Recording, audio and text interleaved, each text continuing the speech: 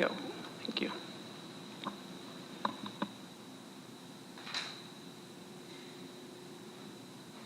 Eric Sutton.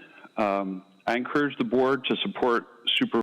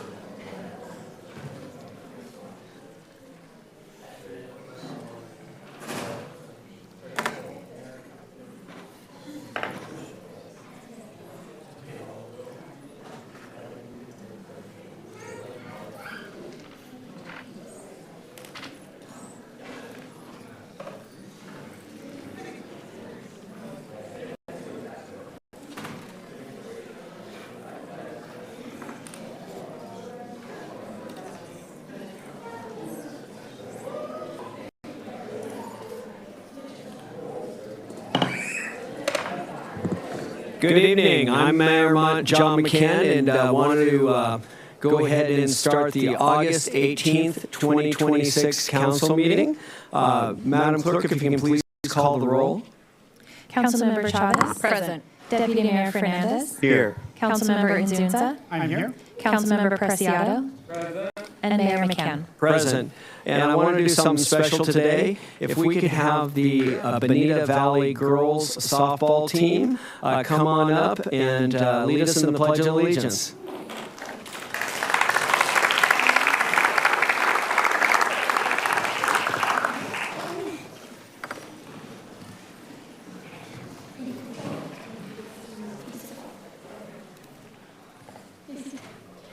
And if the captain can go ahead and say, ready, begin.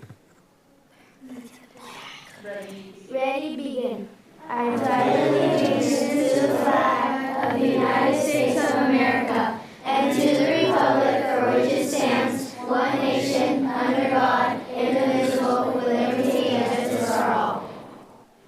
Give them a round of applause.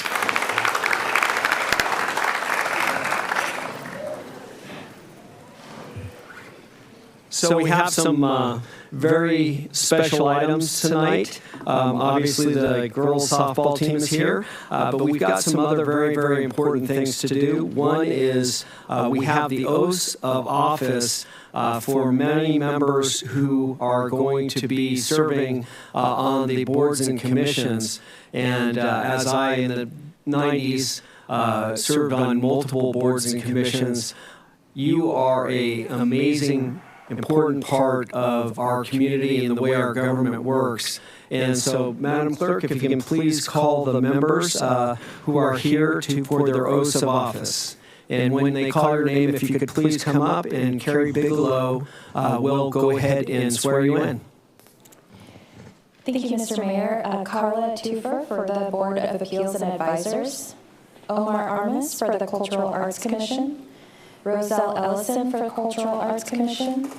Chris Finch, Cultural Arts Commission. Manuel Vera, Cultural Arts Commission. Deepa Group for the Health, Wellness, and Aging Commission. Isaiah Diamond for Housing and Homelessness Advisory Commission. Juliette Montoya Cesena for the Housing and Homelessness Advisory Commission. Eric Nava, Measure A Citizens Oversight Committee. Jan Budding, Parks and Recreation Commission. And Christopher Worth, Parks and Recreation Commission.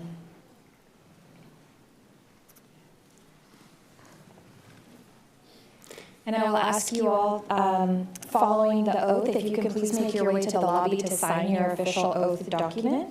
And with that, if you'll please raise your right hand. Do you solemnly swear that you will support and defend the Constitution of the United States and the Constitution of the State of California against all enemies, foreign and domestic?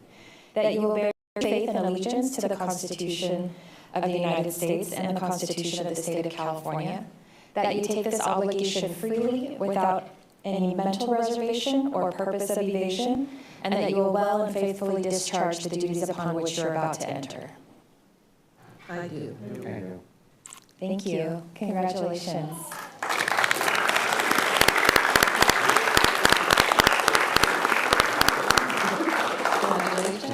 Thank you, everyone. And if all the new commissioners could go ahead and go out to the reception area, and then they can sign their papers, and then it'll be official. But congratulations. I'm really proud of all of you. Thank you.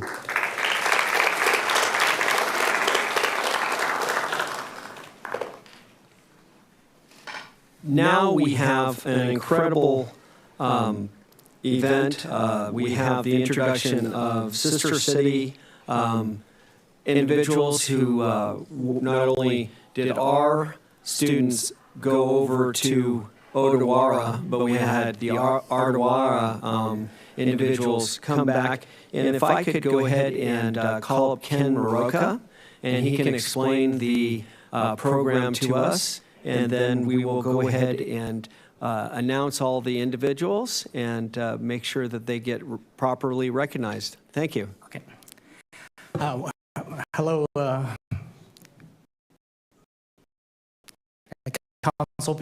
council members. My name is Ken Maroka. We've been a sister city one. It was started by Will Hyde, and over the years have helped support a program from Mayor Cox, Cheryl Cox to Mayor Salas. All of them have shown great support. A lot of them were able to visit Jdata. Every 5 years, we've regrouped, or we've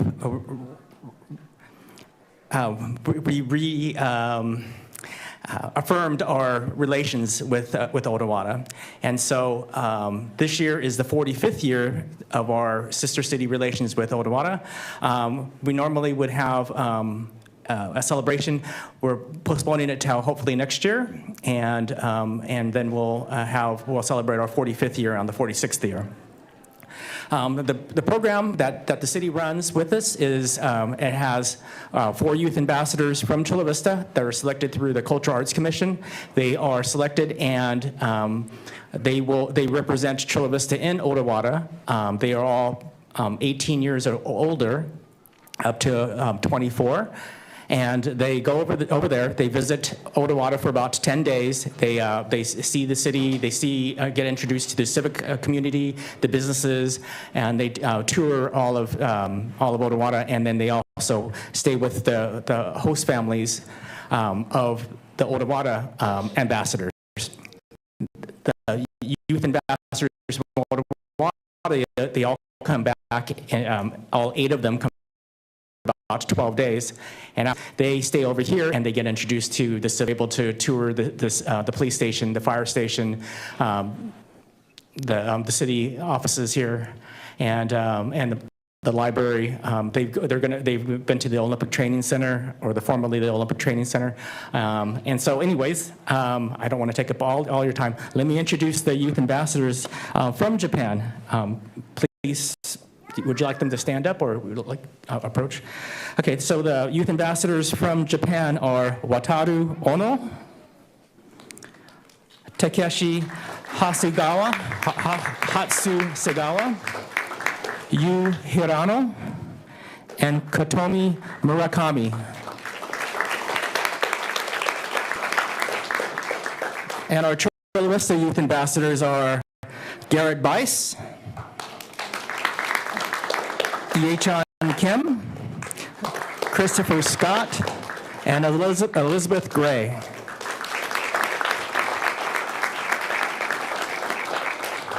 All of them are very outstanding students and outstanding citizens of each of their respective cities.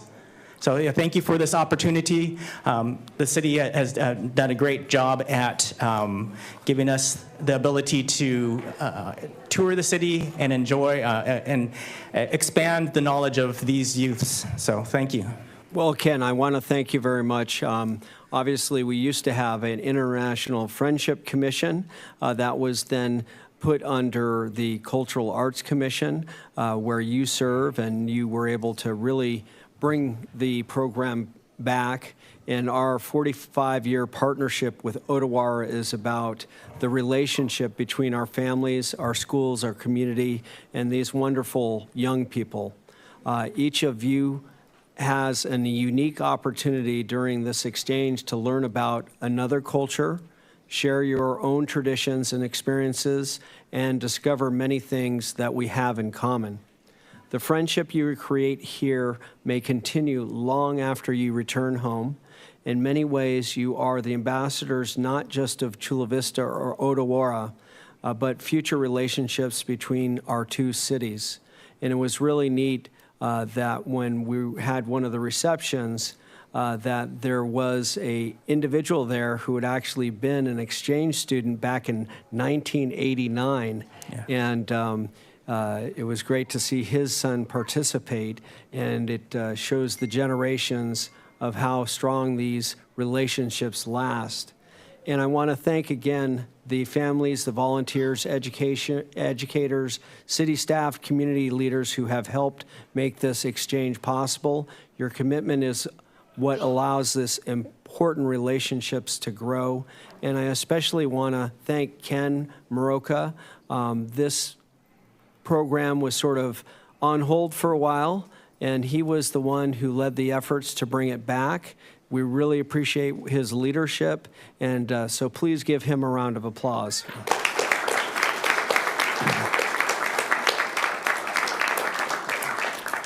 And again, thank you, students. Thank you, families. It was a wonderful event, and we look forward to having this as an annual event from years to come. Thank you. Thank you, Mayor.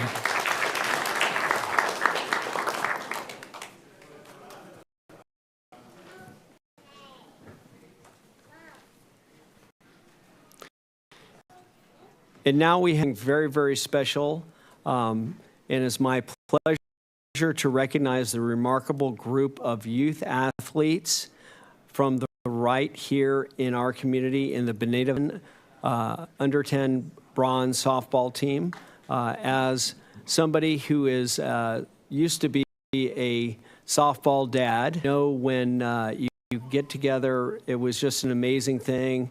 And all the relationships, not just between the girls, but the parents, seemed to last forever. And it was really, really neat to see how successful you were. So if you guys could come up, we're going to go ahead and give you a proclamation.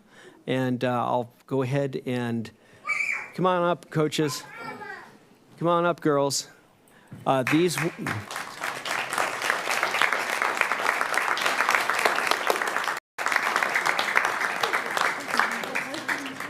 These young women have just completed an outstanding all-star season, capturing the Pacific Regional Championship for USA Softball, Regional Championship for USA at California State Games. This accomplishment is especially impressive because many of these players are no strangers to success.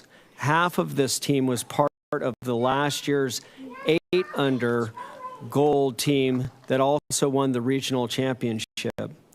Congratulations to the team on an incredible accomplishment. You have represented in Chula Vista pride and have shown the value of teamwork, persistence, discipline, and sportsmanship. And I want to also especially thank the coaches and families. You are the ones that help bring together and invested in them your time, energy, and helping them reach to that level.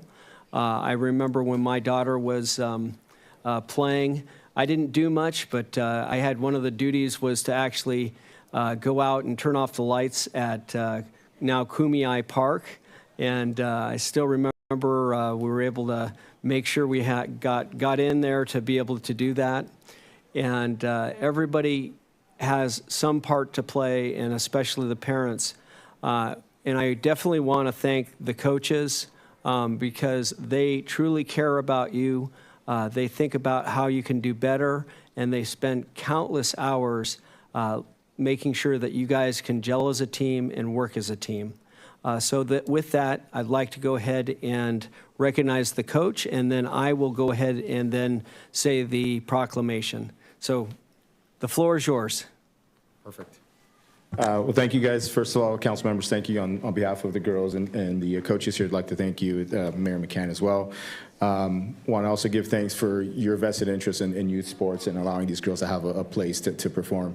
You know, the message we've had for these girls is the things that we learn here in sports, we can translate that into our adolescence and into our young adulthood. And my hope is that, 10, 20 years from now, one of these girls could be sitting in one of these chairs here, rightfully so, recognizing the girls that are coming here after us. So we want to thank you guys on behalf of our team.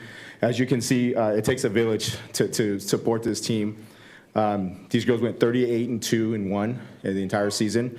But above all that, I believe that these girls had a much memorable experience in summer, and this couldn't have been done with all the coaches and the parents and all of the supporting staff that we had cheering us on throughout the season. So it's definitely a season that we'll never forget.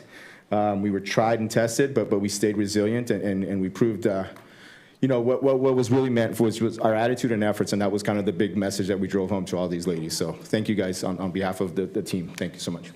Thank you.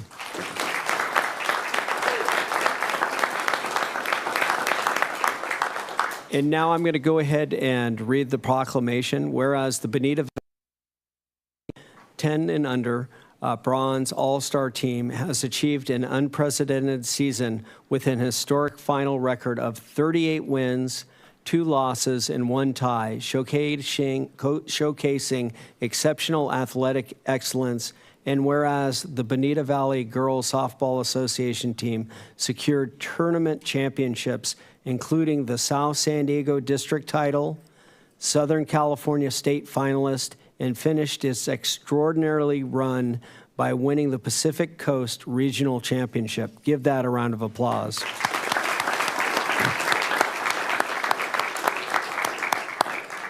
Whereas the following athletes demonstrated extraordinary skill and teamwork throughout the historic season. And whereas manager Ramon Gutierrez, head coach Chris Curran, assistant coaches Luis Meraz and Kyle Rogers, team moms, who are the most important event people, right? Karina Gutierrez and Rachel Doyle, and treasurer Josie Cardenas, provided exceptional leadership and support. And whereas the team's achievements have brought immense pride to Chula Vista, inspiring future generations of young athletes through their dedication, sportsmanship, and commitment to excellence. Now, therefore, be it proclaimed that I, John McCann, the 41st mayor of the city of Chula Vista, along with the city council, do proudly recognize and congratulate the Bonita Valley Bronze All-Star Team softball team for their outstanding 2026 season and their Pacific Coast Regional Championship at the California State Games, and extend heartfelt appreciation to the players, coaches, families, and their remarkable achievement. Please give them a round of applause.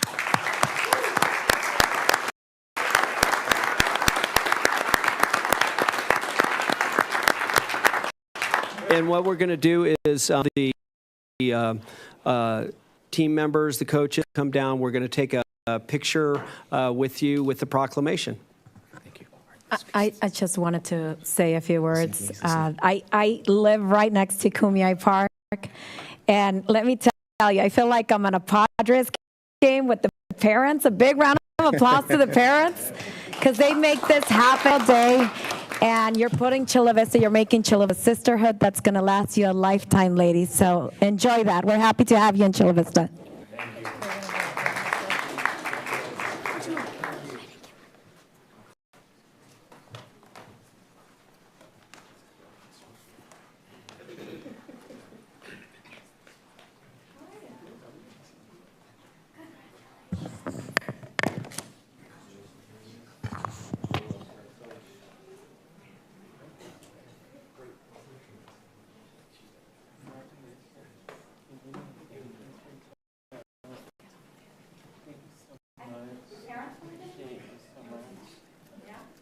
The important one.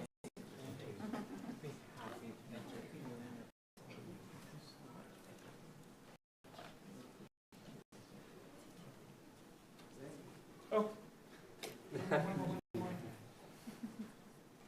Blue side.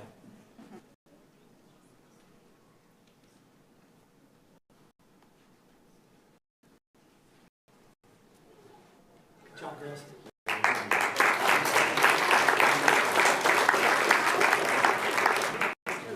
Mr. Mayor? Mr. Mayor? Yeah, take a picture with our sister city. Congratulations. Sister city, let's go.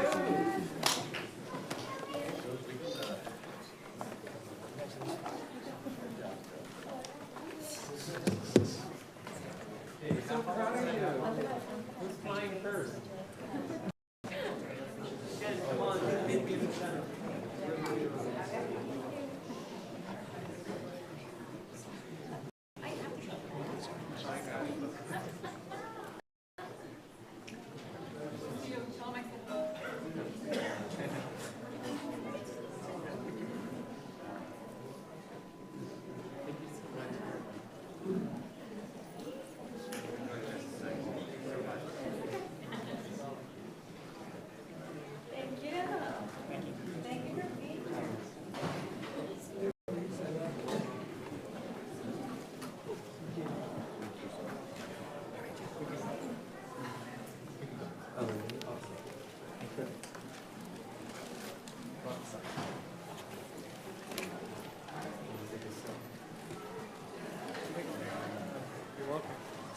No, I mean, they do They did a tremendous job.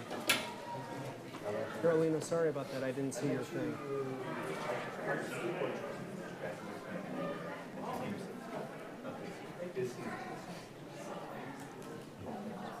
Now we're going to move to the consent calendar. That's item 5.1 through 5.6. Do I have anybody from the dais who would like to pull an item?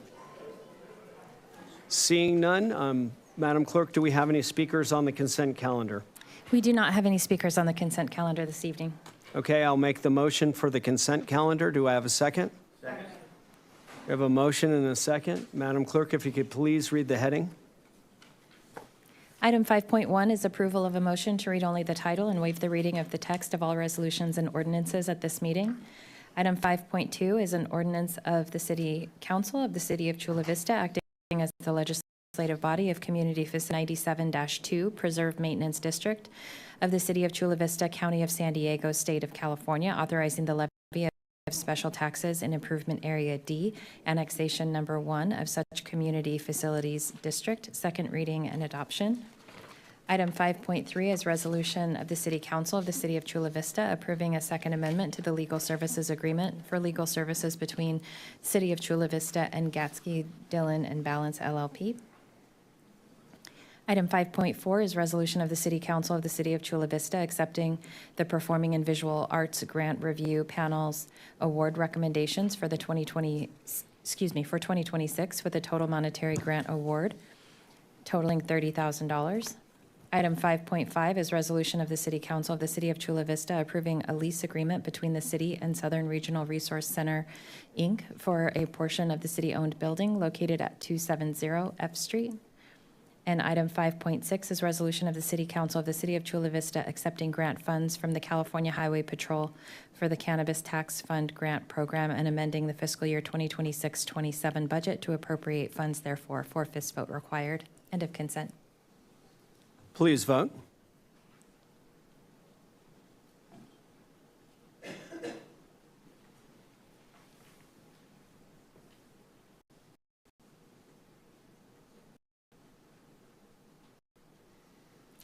The consent calendar passes unanimously.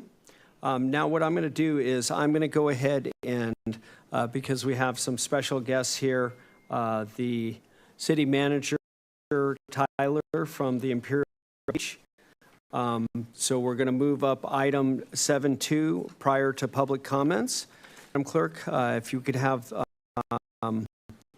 actually it's 7.4, excuse me. If we can have the presentation by 7.4. Mr. City Manager of Imperial Beach, we are still waiting on Mayor McCann traffic. Okay. Is there interest in what I'll do the then item? is I have Mayor McKay here. So what I'm going to do is go ahead and move to item 6, public comments. Madam Clerk, do we have any public comments? Yes, we do currently have, we have 7 speakers registered to speak, 6 in person and 1 by phone. We'll begin with the in-person speakers. Thank you. Thank you, Madam Clerk. The first speaker is David Bigalk, followed by Kirk Spackman, followed by Greg Martinez.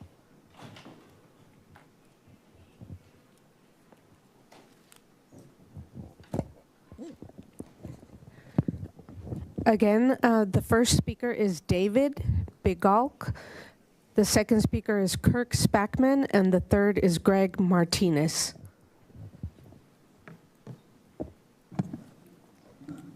Hello, council members. My father, David Bialk, is stuck in traffic, so on his behalf. Good evening. My name is Luke Bialk, and I live at 1220 Discovery Bay Drive in the Eastlake Greens neighborhood. I'd like to thank you for your time and allowing me to speak with you all tonight. I, with many of my neighbors, are concerned about the AT&T fiber optic installation throughout our neighborhood. Prior to construction, the contractor provided a notice of upcoming project that included excavation, replacement of existing structures, and restoration of sidewalks and streets. There was no mention of the installation of new structures. In addition to trenching into the street and sidewalks, the contractor dug up our front yards to install a 2-foot by 3-foot utility box in the front yard.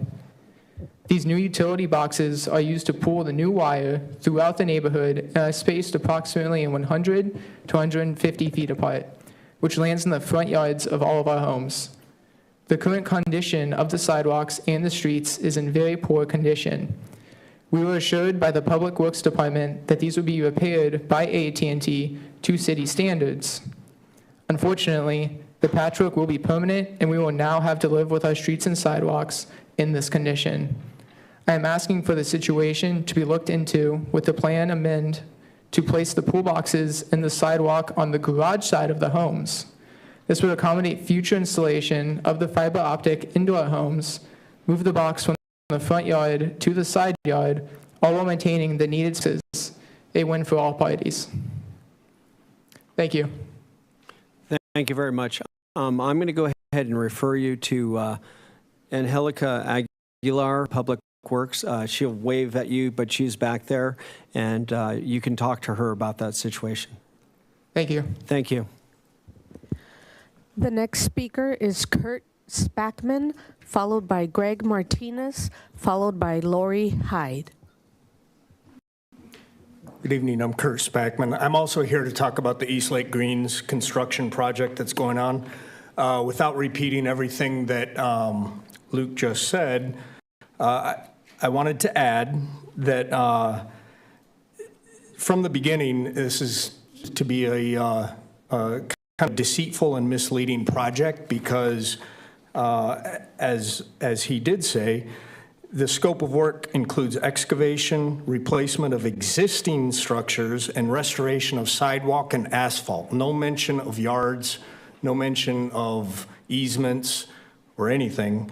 The first time we learned of that was when we saw paint in our yard, and we went out and asked why there was paint in our yard, and they told us they were going to be digging up our yard. Not happy with that because we already have 5 big ugly boxes in our yard. And as you know, yards here in Southern California are not that large, so it takes up a significant proportion of the yard. We sought city involvement, and we found Daniel Chan, whom we understand is a city inspector, along with Charles Cornejo. They came out to assess the situation and said that they could place the box under the sidewalk because it's supposed to lay flush. And so that seemed acceptable to us.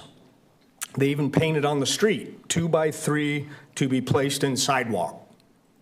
And the next day, when we went out, they reneged on that agreement, and they were again getting ready to dig in our yard.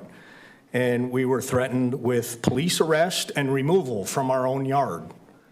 Not happy about the situation, and I think what we're asking for is to put this on a future agenda item so that we can address the questions we want to be answered are, where's the oversight projects? If we can move the box, what sort of planning went into that if it's that easy to move it? Didn't seem like there was any plan whatsoever for where to put these new facilities. And what ended up happening, not putting the box, but they put it in our neighbor's yard. And so now, the contractor, the city is pitting neighbor against neighbor because now there's ill feelings between neighbors and sowing discord and division in the communities. And this whole project has just been a disaster from the get-go. Why wouldn't all these boxes be placed under the sidewalk or the street if it's easy enough to simply do that? Why wasn't the community informed that their yards were going to be encroached? And then speaking of the streets and the sidewalks, the condition of the streets and the sidewalks is now terrible. Yeah, they had cracks in them before, but now those cracks have become canyons. And from my understanding, there's no plan or no intent to repair that. And so, you know, that to me is unacceptable. So, like I said, the entire project has been misleading and deceitful from the beginning perspective, not informed of what's going on in our own neighborhood. And what is the end game? It's so AT&T can make a bundle of money. And, you know, I for one, would propose that those people who did get boxes put in their yard get some sort of compensation, some sort of free fiber service or whatever it is that AT&T is doing for 10 years. So I don't know what the city of Chula Vista's take on that is, but that's my take.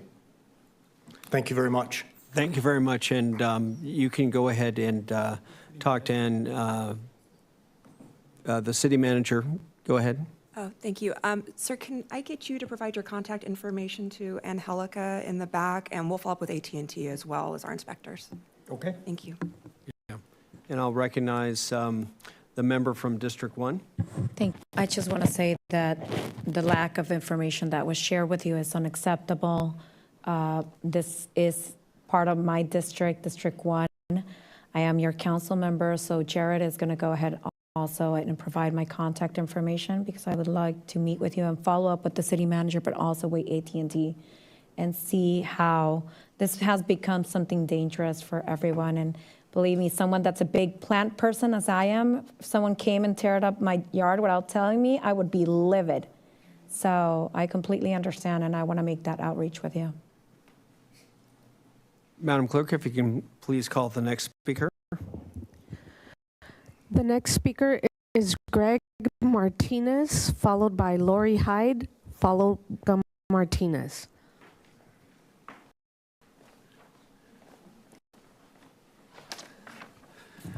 Hello, Mayor and City Council members. Greg Martinez, and I'm a resident of District 1. I just wanted to raise a couple questions about the council's recent vote to transfer administration of certain civic events from the mayor's office to the city manager. There seems to be a real sense of urgency by at least one member to get this measure passed, but I'm not sure if all of the questions raised during the discussion or the vote was taken. First thing is the issue of cost. I don't recall the mayor's exact estimate, but I really recall the city manager saying that there would be zero additional cost. So I'm trying to understand how that's possible. So maybe my logic is wrong, but the work associated with administering these events doesn't disappear simply because responsibility is transferred from the mayor's office to the city manager. So unless personnel are also being transferred from the mayor's staff to the city staff, the city manager's office will presumably be taking on additional responsibilities, and that means extra cost. I haven't heard that the staffing in the mayor's office will be reduced. So what exactly is the staffing plan, and how does this transferring work result in zero additional cost? The second issue involves a concern raised about potential conflicts of interest involving sponsors and donors. As far as I know, there have been no allegations of wrongdoing involving the mayor's administration of these events or the acceptance of sponsorships. If there have been problems, I think the public deserves to know what they are. If there haven't been problems, then I'd really like to understand why the urgency was there to impose these new safeguards, supposed safeguards. The discussion actually caused me to look at who the sponsors were for these events. And I saw a number, along with some other companies and organizations, created a significant conflict. Maybe that's part of the chilling effect that the mayor warned about. If businesses begin to believe that sponsoring a community event could create questions about their relationship, some may simply decide not to. So I would like particularly to understand better the concerns raised by the member from District 3, whether there were specific examples that led to this proposal. The vote has already been taken, but these questions remain, and I hope the council or city manager can provide the public with some clarification about the actual fiscal impact, staffing implications, and the specific conflict of interest concerns that justified this change. Thank you for the opportunity to speak. The next speaker is Lori Hyde, followed by Angelica Martinez, followed by Richard Torres. Good afternoon, Mayor and council members. I am a 30-year resident on Half Moon Bay Drive. I want to talk to you about the unintended consequences of the unannounced chaos going on in our street. Normally, when the city's doing something, we get a notice. When the sewer rates are going to go up, we hear about it. The only thing any of us neighbors heard or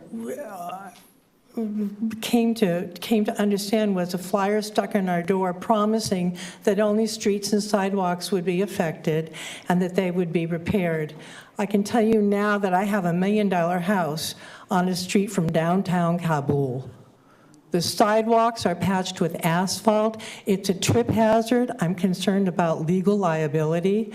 The streets have channels in them that are not flush with the street. There's spray paint all over our homes, our sidewalks, our yards, our landscaping. Nobody's showing up to clean that off. You can't hose it off. If I did action like this on my own, I would be notified by the city and the homeowners association that it was entirely unacceptable, and I would be expected to make it right. I would probably also be fined. Neighbor against neighbor is what Kurt talked about, and that's exactly what's happening. We had a fabulous neighborhood. Everyone worked very hard for years, decades. We've been neighbors. And now people have hard feelings. Why is it in your yard? Why isn't it in my yard? Why does it even have to be in a yard? Yards were never mentioned, and I can tell you as a consumer that it's going to be a cold day in Palm Springs before I ever do business with AT&T.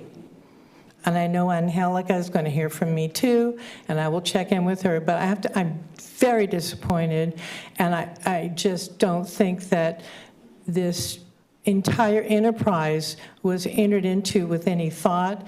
My sister says, when someone shows you their face, believe them. I've seen the face of AT&T. They're subcontractors who are bullies, and unfortunately, the city of Chula Vista that hasn't seen fit to tell us that our homes are going to be messed with. Thank you. Thank you. I'll see Angelica.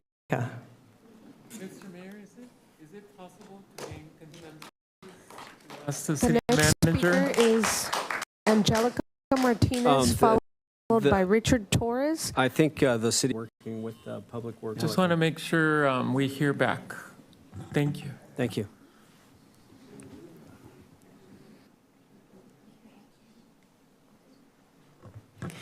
Good evening, Mayor and council members. And Councilmember Preciado, how were the Coastal Commission meetings last week? Because you were missed here at the Chula Vista City Council. While you were fulfilling responsibilities elsewhere, District 2 constituents needed their council member here at the dais, representing us, participating in the discussion, and voting on decisions affecting our neighborhoods. As a District 2 constituent, I'm holding my elected representative accountable. And this isn't about one meeting. I'm becoming increasingly concerned about your absences and whether other professional and appointed responsibilities are interfering with your ability to fulfill, to represent District 2. We have serious issues in our district: homelessness, public safety, struggling small businesses, and residents who want their concerns heard. These issues require a council member who is present not only for votes at the dais, but present in the community.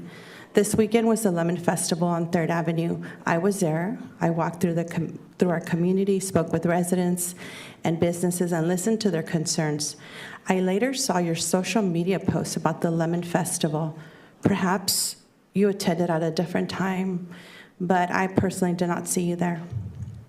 And that's exactly why presence matters. Representation isn't about social media posts after an event. It's about showing up, talking to people, listening, and knowing firsthand what is happening in the district you were elected to represent. I am doing the work now.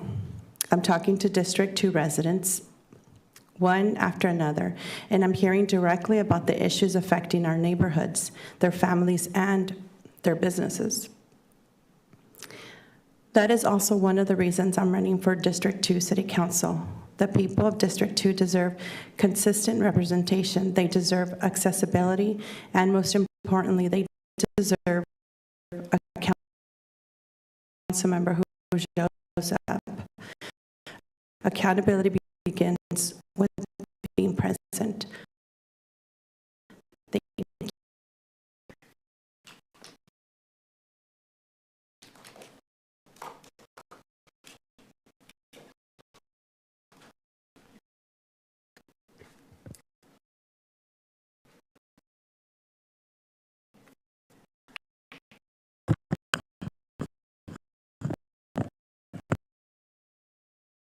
Mayor McCann.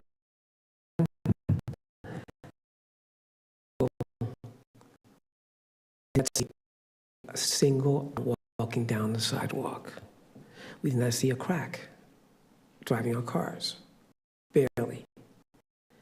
Okay, today, as Lori mentioned, is almost like Kabul. Okay, thankfully, there has been a tremendous, and we have witnessed a trend between AT&T and, okay, that transparency, many questions within neighbors. How was this plan approved? Who approved it? Were we notified about this project? Again, the list of questions go on and on, okay, between the community, between AT&T, between HOA, between the city of Chula Vista. Again, I have a list of questions. But again, I like to say we need to get answers so we can make viable choices, okay? Therefore, I'm asking for the topic to be brought up and possibly in the next meeting, the next council meeting, okay, if not sooner. I don't think there is a possibility of it being sooner, but for it to be addressed. So some of these questions can be answered. Okay, so that's basically why I'm here. I like to get answers. Okay, thank you very much. Thank you, and I would just have you talk to Angelica.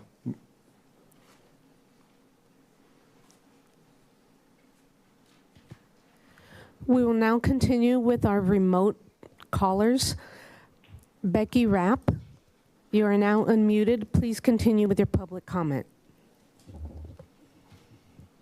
Good evening, Mayor and Council members. I'm here tonight to bring to your attention a serious public health concern that our emergency rooms are experiencing, and it's called cannabinoid hyperemesis syndrome, or CHS.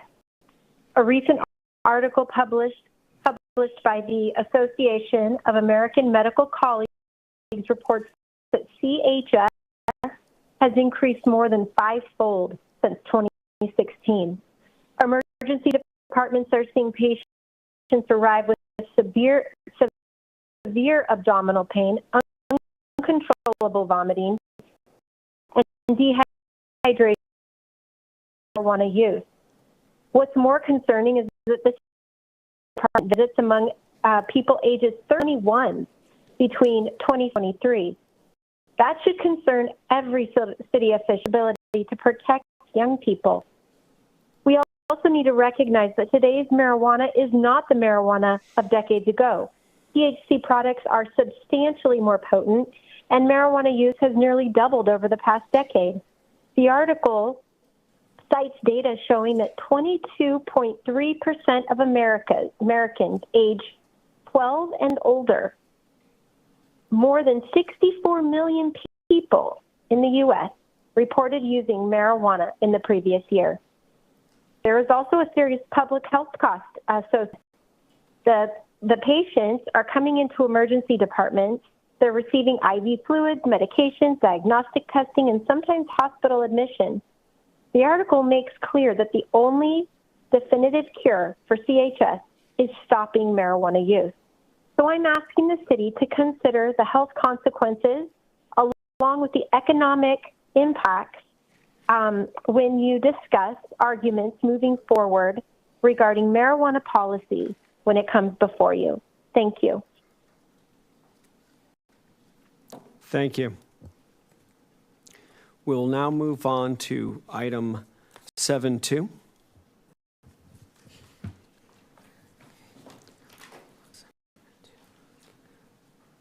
This is the,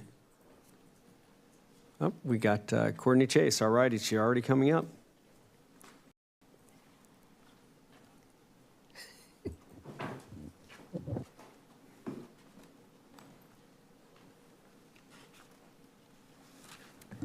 Good evening, Honorable Mayor and Council. This evening, we're here to present you with the strategic plan for adoption.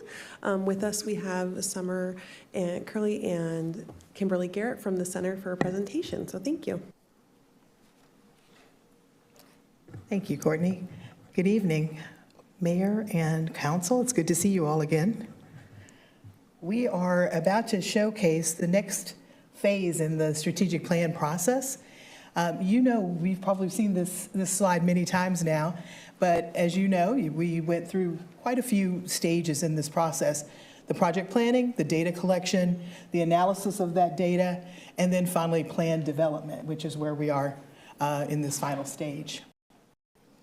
The strategic plan, as we've been speaking about all along, is meant to be a living document. It creates discipline and focus. And this plan establishes a structured framework, a real strong framework for decision making, and then also helping the city of Chula Vista prioritize its initiatives, allocate resources, of course, and effectively and remain focused on what matters most. You're going to hear that a couple of times in this. The strategic plan is designed to evolve. It is a 5-year plan, so this is 2026. It's going to evolve over time over those 5 years as the community needs, opportunities, and challenges change. The plan itself will remain flexible. It will also be adaptable and continue to ensure that it will reflect the city's priorities as well as the vision for your future. You've seen this wonderful image here of the 4 goals, of the 4 structure pieces of the strategic plan. This reflects the voices and values and aspirations of the Chula Vista community. And you can see them there, the community infrastructure, quality of life and safety, growth and economic vitality, as well as good governance. The KPI, that's where we left off last time we spoke, was really around this design around KPIs, again, key performance indicators. And through that, we looked at how to create priorities that would then create measurable outcomes. That was really important to this council last time we met. And so as you can tell, we listened to your input, quite a bit of that with regards to the KPI design, making sure that it was embedded, especially around accountability and how to measure that, making sure that it was measurable and actually something that would be living throughout this plan. You see the staff then took on the big role, huge role of ideation and creating measurable KPIs through strong development, lots of collaboration and inclusion thinking. And now here we are. We are ready to then now talk about the transparent tracking dashboard. That was talked quite a bit last time we met around making sure that it would be transparent both for the council, the mayor, and of course the communities. So this is an example of what the KPI tracker can look like. And so you can see here goals measured here. There's 4 goals here as an example. Then the focus area of those goals. And then you can see what that KPI then becomes to look like. And it will have, as I mentioned a moment ago, measurable pieces into that. You'll usually, in a good KPI, you'll see numbers embedded in there as well as English language. So you see here, look at that first one. Complete over 800 sidewalk repairs annually, upgrade 25 traffic signals annually. So those are measurable. How many? And then it goes into directly over to the goal, which is goal 1, community infrastructure. And I know that you've probably already previewed this in your attachment, but we wanted to make sure that you saw, again, back to creating a tracker that would allow transparency and be able to keep up with that dashboard throughout. The strategic plan itself is a roadmap. It really blueprint guideline for the investment for Chula Vista's future. The ownership drives success. Department leaders and staff will play a critical role in bringing this to life. It's been a lot of work with regards to ideation and getting this going, but here's those three things that we always are talking about when we're creating a good, strong strategic plan. Holding accountability with meaningful performance measures. You just saw that in the example. Number two, managing key performance indicators. And then finally, tracking the progress towards outcome. You hear a lot about the language of outcome when you're measuring, and so we want to make sure that the goal makes sense, the measurables are embedded, the actions occur, and then you have trackable outcomes. So reminding you again about the structure, this establishes your long-term direction. It doesn't replace, though, the departmental work plans or the budget. And you can see the structure plan again.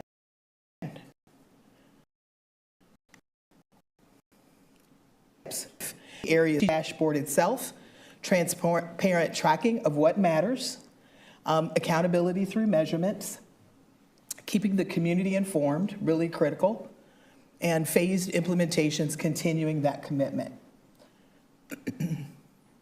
So, in closing, this is really just the beginning. It may feel like it's been quite a journey, and it's been one that I know Summer and I both have enjoyed going through the process with all of the staff.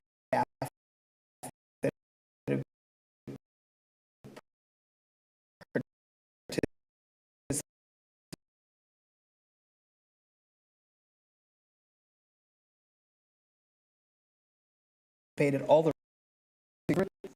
resident commitment, the future of Chula Vista. So with that, that is the end of our presentation, but we're available for any questions. Thank you. Thank you. Clerk, do we have any speakers on this item? We do not have any speakers on this item. Okay. First, I wanted to thank you for your work on this. It's exceptional.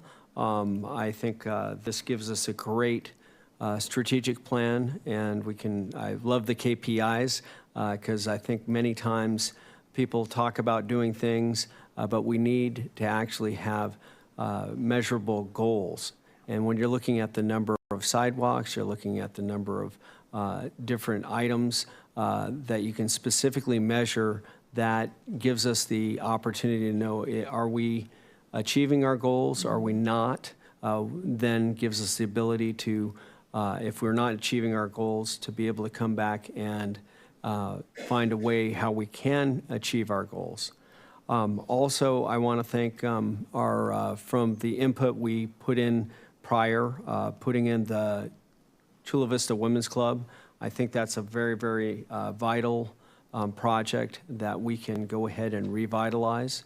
We have a great women's club that's been here over 100 years, but unfortunately their kitchen is probably 100 years old too.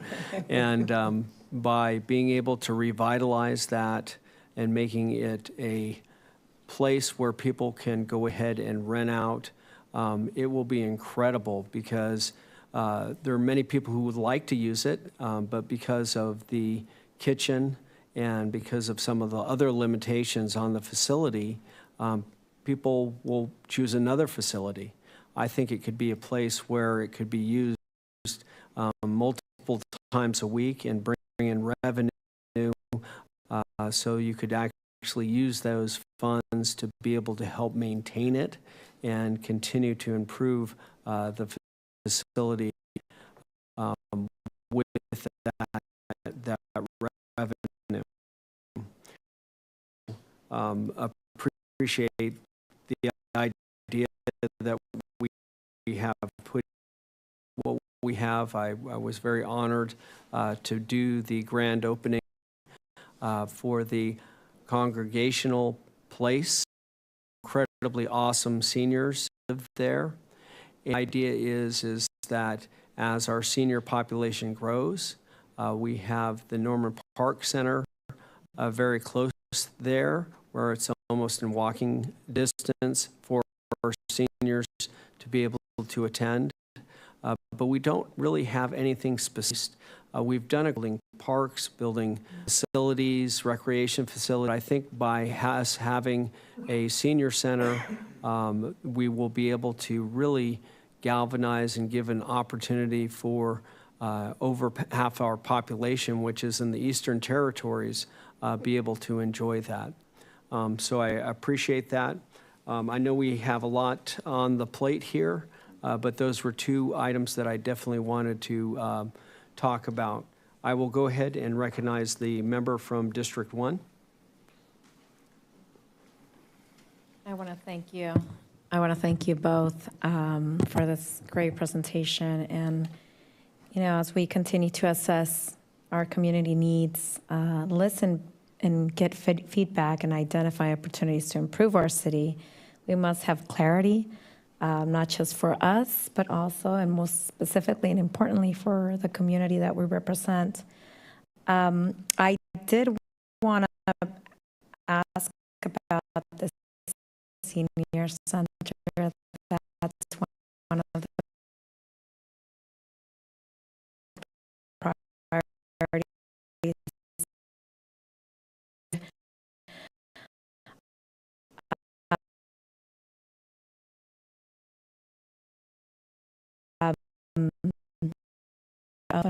Other police 11 substations and here largest station. Another of the priorities that I want to highlight as well. I do have a couple questions aside of when it is expected. Station, the facility study on the east side. Do you have an estimate at all, City Manager? We do anticipate the master planning effort to be concluded by the end of the current calendar year. That is incredible news. Also, how frequently will council receive formal strategic plan progress reports? And will the public facing the dashboard show progress of these projects over time? So we plan to report back formally annually with the report, but it will be updated as information comes in. So the city's transitioning to new website platform in January. With that, we'll be creating an interactive platform for people to review.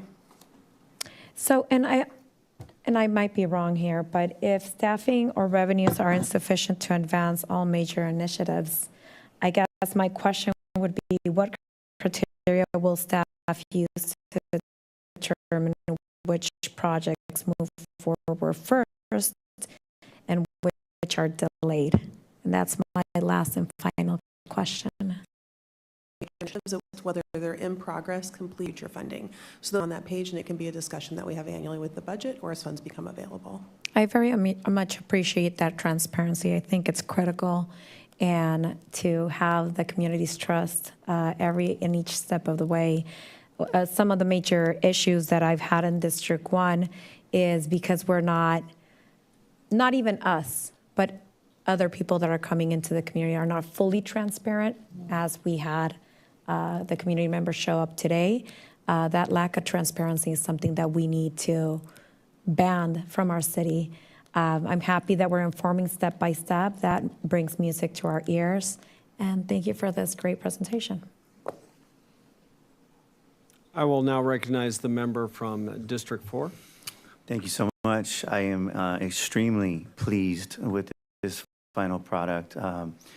You listen to our priorities, you to our constituents, and again, this is just an amazing final project. I'm really encouraged to see that several priorities that my office has been focused on are reflected in this plan.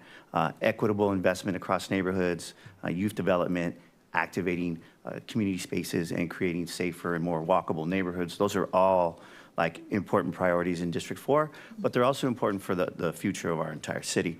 And so I particularly like the emphasis on data-informed investment and underserved communities, because as you know, equity just isn't giving everybody the same thing. It's looking at every part of the city and seeing where the gaps are and filling those gaps by making investments. I'm also glad to see that youth development and workforce readiness are included. That's dear to my heart.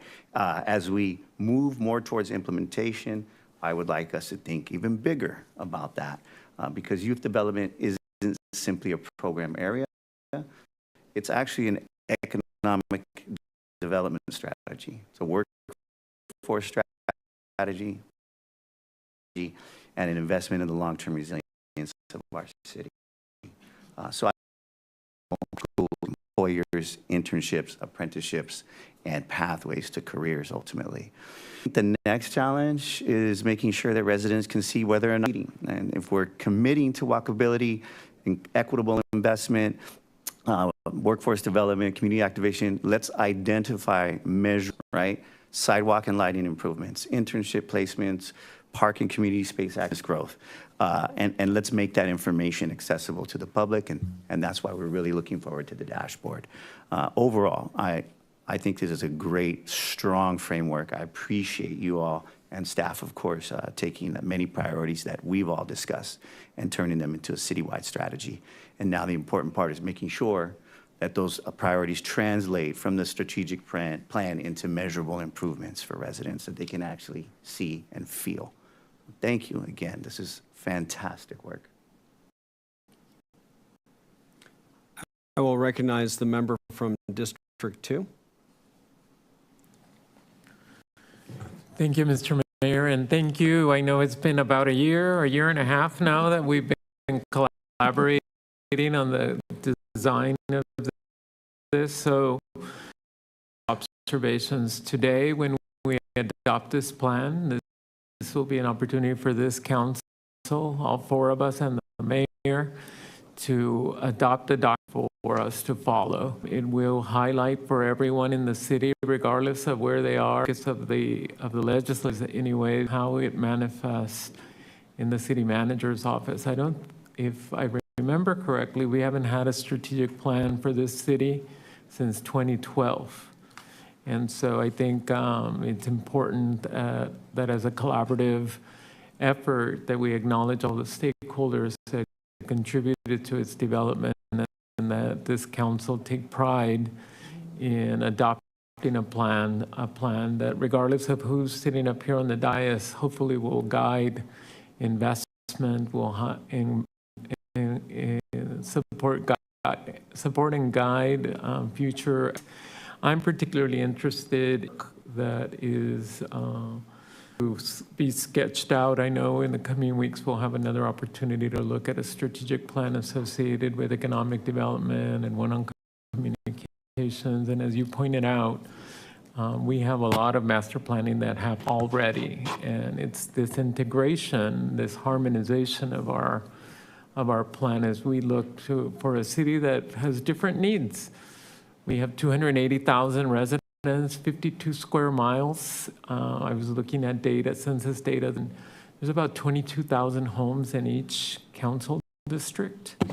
And every single one of those residents believes that at that particular moment when they have a need, they're the first that needs to be served, and we need to figure out how to meet that expectation. Because I don't think anybody needs to feel. There are communities of folks and there are people who are new. Just this week they moved in, and we need to value them equally. We need to value how they, why they chose to move in, why they chose to bring their families here, why they chose to start families. And I think it's important that we have a document that we all share, that basically signals that we all contributed to it in whatever format we did. And one of the good things about the planning process is that while you may have measurable outcomes that you're expecting, sometimes planning doesn't lead to where you want to go. Sometimes feasibility studies indicate other things. And so I hope all of us embrace this plan as a goal-oriented exercise, but certainly something that we will be relying on science and evidence and data choices. And I think it's critical that I have the opportunity to serve on many commissions and boards. And I want to say hello to my friend, Mayor McKay. He and I serve on the wastewater commission. And yeah, we all have expectations and goals. I'm pretty sure the mayor would like to clean up that Tijuana sewage problem right now, but we have to work collaboratively. We need to work within the restrictions of what we do, and absolutely we're passionate about what we want to accomplish. But I really want to thank the city manager and her team for bringing in her entire the stakeholders that are under your leadership to contribute to the measurable outcomes we'll all see. I'm particularly interested for purposes of our future economic growth on the development of tourism. I think it's an industry that we all benefit from, whether you're talking about staffing the police department or whether you're talking about jobs where you don't have to drive out of the city. And so I really believe that sector requires our attention. And I fortunately get to see a lot of this economic development centered on tourism, the state, and elected official, I get to serve on a policy level at the statewide level, having impact everywhere. There were 7 articles that came out this weekend that directly related to the outcome. And one of the good things that I see in every community I get to participate in is there are passionate people about their community and about the future of their community and what they value. And so I hope everyone gets an opportunity to serve, gets an opportunity to be a part of this process. And with that, Mr. Mayor, at appropriate time, I'd be happy to second anyone's motion in that collaborative spirit to adopt a strategic plan. I will make the motion and then I'll accept your second. But I know we have a couple more speakers. The member from District 3.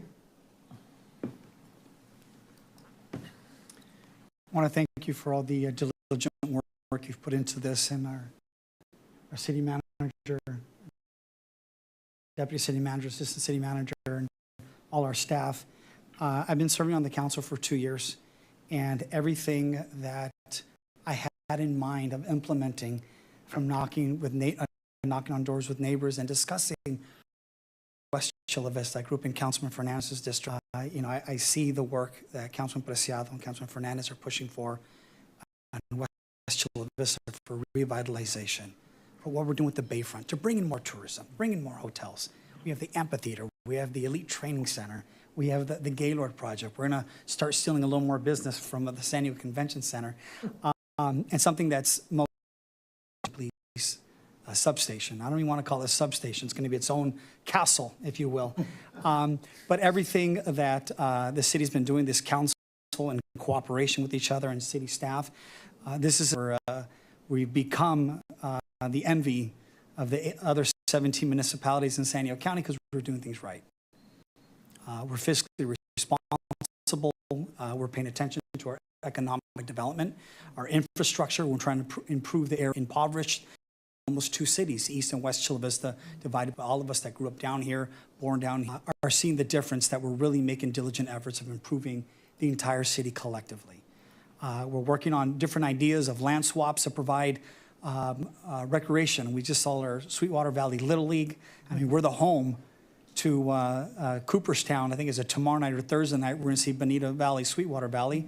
We've seen East Lake. We've seen Parkview. We are probably the highest concentration of Little League champs in the United States, arguably the world, because we're a city that wants to build that. And that's one of the most refreshing things I saw of our new city management leadership team is we want to provide those recreational services. We're working as an eye on more lighting, and it's just not for Little League. It's for our softball girls. It's for equitable Title IX sports to make sure our girls are getting their fair share. All those things make me excited. These are the things that make me happy in serving the city council, but I really want to commend the entire city council. I want to commend the both of you and our city manager's office for really pushing the city forward. I yield back. I have a second request to speak from the member from District 1. I just forgot to mention, I serve on SANDAG representing the city of Chula Vista with Mayor McCain from Imperial Beach. And I want to highlight the inclusion of grade separations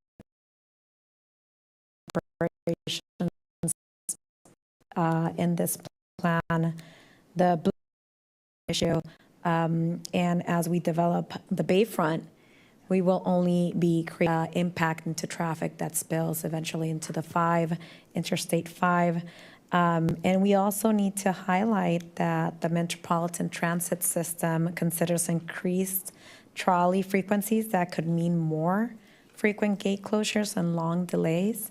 I appreciate our city manager's leadership and the staff's hard work, especially your hard work. And I just wanted to quickly mention that that made me really happy because we need to get ahead of the issue before it starts causing more problems. So we're stopped with progress in the Bayfront. So I appreciate you including that. Thank you. Again, I want to thank the city manager's office staff for putting this together. I want to thank our consultants here. Last time we did do a strategic plan in 2012, I actually was on the council.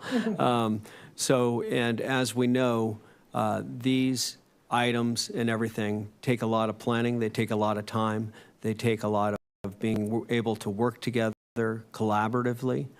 And I'm very proud and honored to have been able to work collaboratively with the individuals in the past, been able to keep pushing that we actually have projects full. 22-year overnight Gaylord project at our Bayfront. I was there in the beginning and was very proud to be the mayor who actually cut the ribbon on May 15th, 2025. And 10 years in a row, our East Lake was the best home new community in the county. And I appreciate all the folks from the Greens coming. I still remember in the early 90s, it seemed like the Greens would take a long time to be able to finish. And then once the economy kicked in, it was finished within within 6 months. But it's an incredible, amazing place. And it shows you that the residents come together to support each other, to work together because we care about our community. And I think there's so many things that we've put together in this strategic plan that will only make Chula Vista so much better. When I grew up in Chula Vista, we were a lower income, working class city.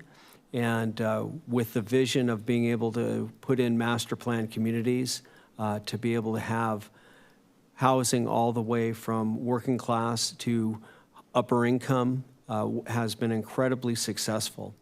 And the idea is that we have laid that foundation of sustainability and also laid the foundation of fiscal responsibility. We know, and I've lived it through the good times and the bad times. And when you're having a good time, that isn't the time to suddenly give yourself a raise and give so many things and spend money. It's an opportunity to be able to make sure that you're financially responsible and look at what you can use to be able to make a sustainable long-term economy. And so I'm really to be able, I know a motion and a clerk, if you can please read the heading. Item adopt 7.2.2. Item 7.2 is resolution of the City Council of the City of Chula Vista adopting the City of Chula Vista 2026 through 2031 strategic plan.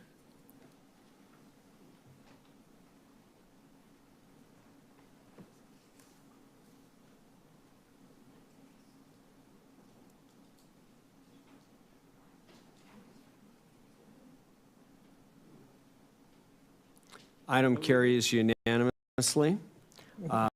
Now we're going to move to and I know we have a presentation on this. Yes, Mr. Mayor, staff is approaching right now. Thank you.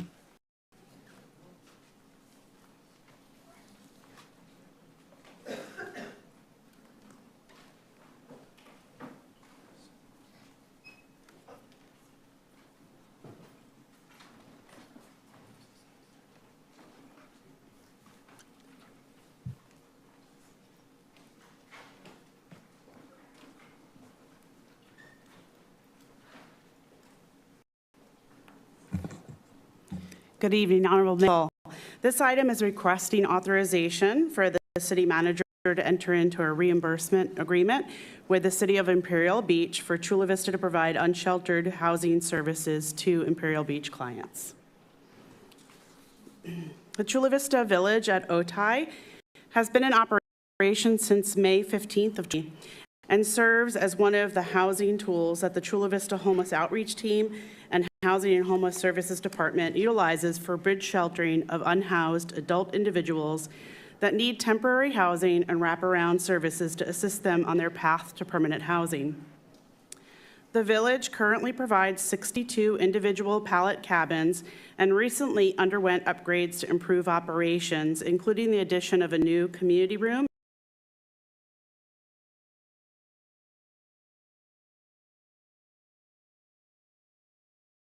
and ADA restrooms, which the village served 210 clients that have ties in Chula Vista, maintaining an average occupancy %. Fiscal year, over 30 served have successfully exited to housing. One of the goals identified in the strategic plan that was just adopted was to begin positioning the village as a South Bay asset, since many clients that stay in Bonita, National City, Imperial Beach, and Chula Vista move between our jurisdictions for services, and leveraging outside funds will be crucial for the long-term financial sustainability options. During the point-in-time count in January of this year, the overall number of unsheltered individuals in the South Bay was 531, with the majority of them being here in Chula Vista, with 67%. While the City of Imperial Beach saw a nearly doubling in unsheltered from 2025 to 2026, according to their point-in-time count, staff from Imperial Beach have indicated to us that they average around 17 unsheltered persons each year. While Imperial Beach has a team dedicated for outreach, with more limited financial resources and a smaller unhoused need, Imperial Beach relies on partnering organizations for housing services. The agreement before you tonight has been in conversation for several years and would establish a reimbursable agreement for 3 housing services that Chula Vista can provide to Imperial Beach as needed and as funding permits. These include a nightly rate at the village for clients that are referred by the City of Imperial Beach to the Chula Vista Homeless Outreach Team, administrative costs for Chula Vista staff to administer tenant-based rental assistance, along with direct rental assistance for up to 24 months. While it is anticipated a small number of residents would be served by this agreement, having a variety of housing tools is important for all of us to be able to meet individual needs for temporary housing and services. Staff's recommendation is to authorize the city manager to enter into the agreement. If approved tonight, the agreement will go before the Imperial Beach Council tomorrow night. As was indicated earlier in this meeting, we do have several representatives from Imperial Beach with us tonight, including Mayor Mitch McKay, City Manager Tyler Fultz, and Housing and Neighborhood Services Manager Tony Rolfe, and we're all available for any questions that you may have.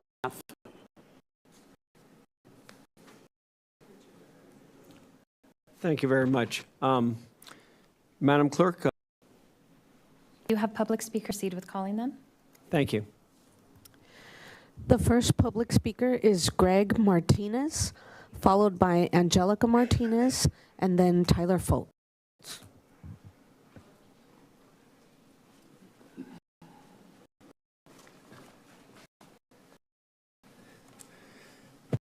Hello, Mayor and City Council.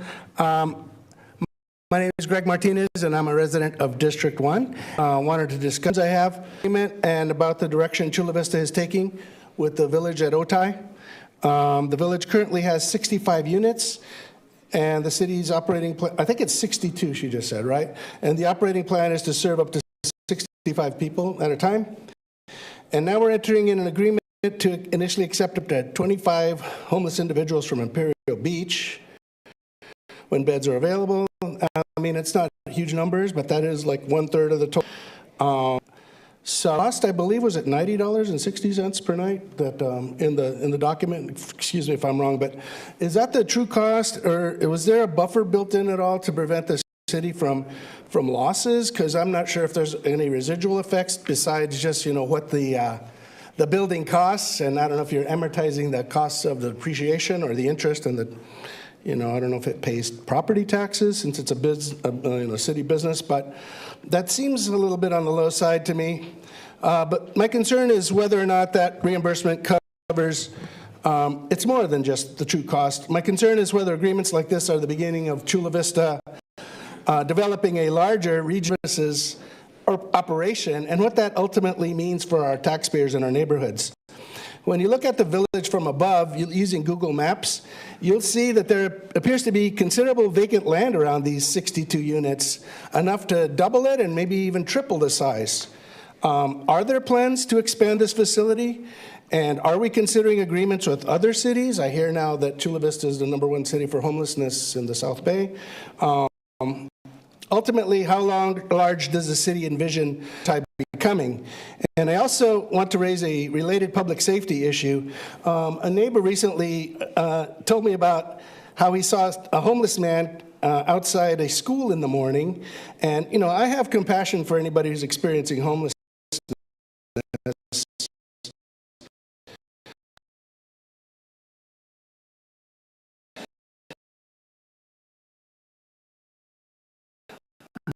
But we just never see them. And I do feel that good chance and maybe has mental illness. So parents shouldn't have to worry about mentally ill adults often outside of school while they're leaving. In the end, operating a 6-unit shelter for Chula Vista, or are there plans to build a larger regional homeless service center and maybe expand to other districts? Because right now it's in District 4. I don't know if you're looking to expand that to the east side as well. So the public deserves to know which direction we're heading. Thank you. Next is Angelica Martinez, followed by Tyler Foltz.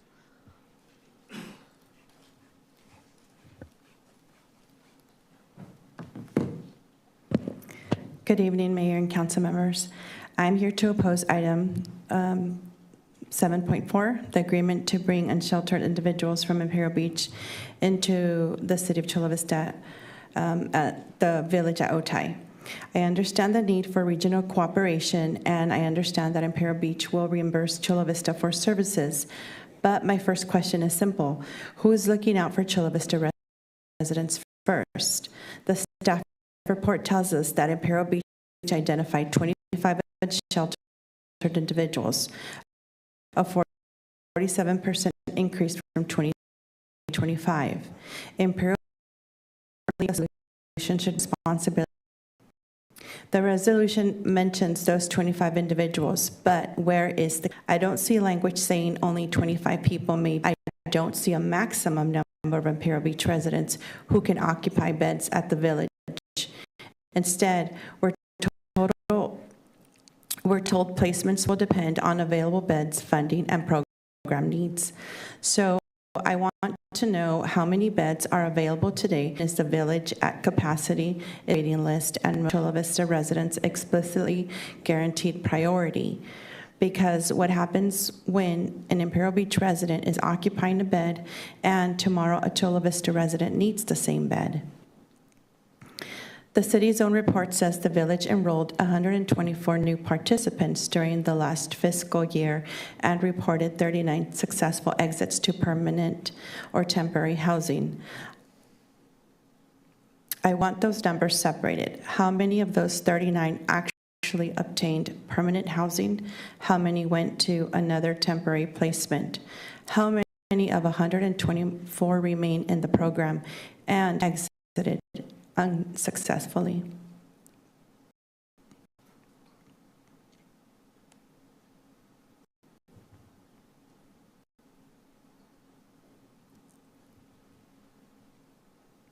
Sorry, I'm having a glitch.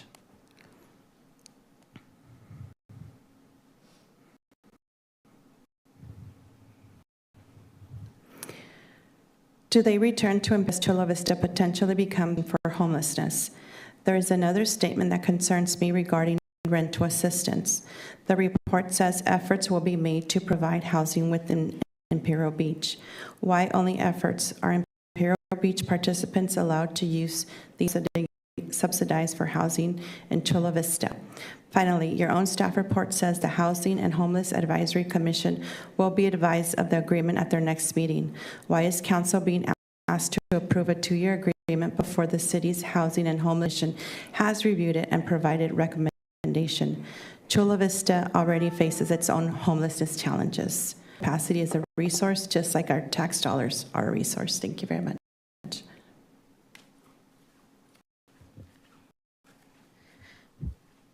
Next, we have Tyler Foltz. Thank you, Mayor and members of the council. Tyler Foltz, City Manager with the City of Imperial Beach. Mayor McKay is also here. He wasn't able to fill out a slip, but we just wanted to say thank you for considering this agreement. And we recognize the blood, sweat, and tears that Chula Vista has put into constructing this facility. We hope that there's mutual benefit for both cities, and we recognize the concerns. We would never want to put Chula Vista in a position where this Imperial Beach wouldn't be able to take on its fair share. So we recognize the concerns. We want to be able to address them as well. And I just wanted to let you know that we're available for any questions. And also, lastly, we really love working with your staff. They're a great team. Thank you. Thank you.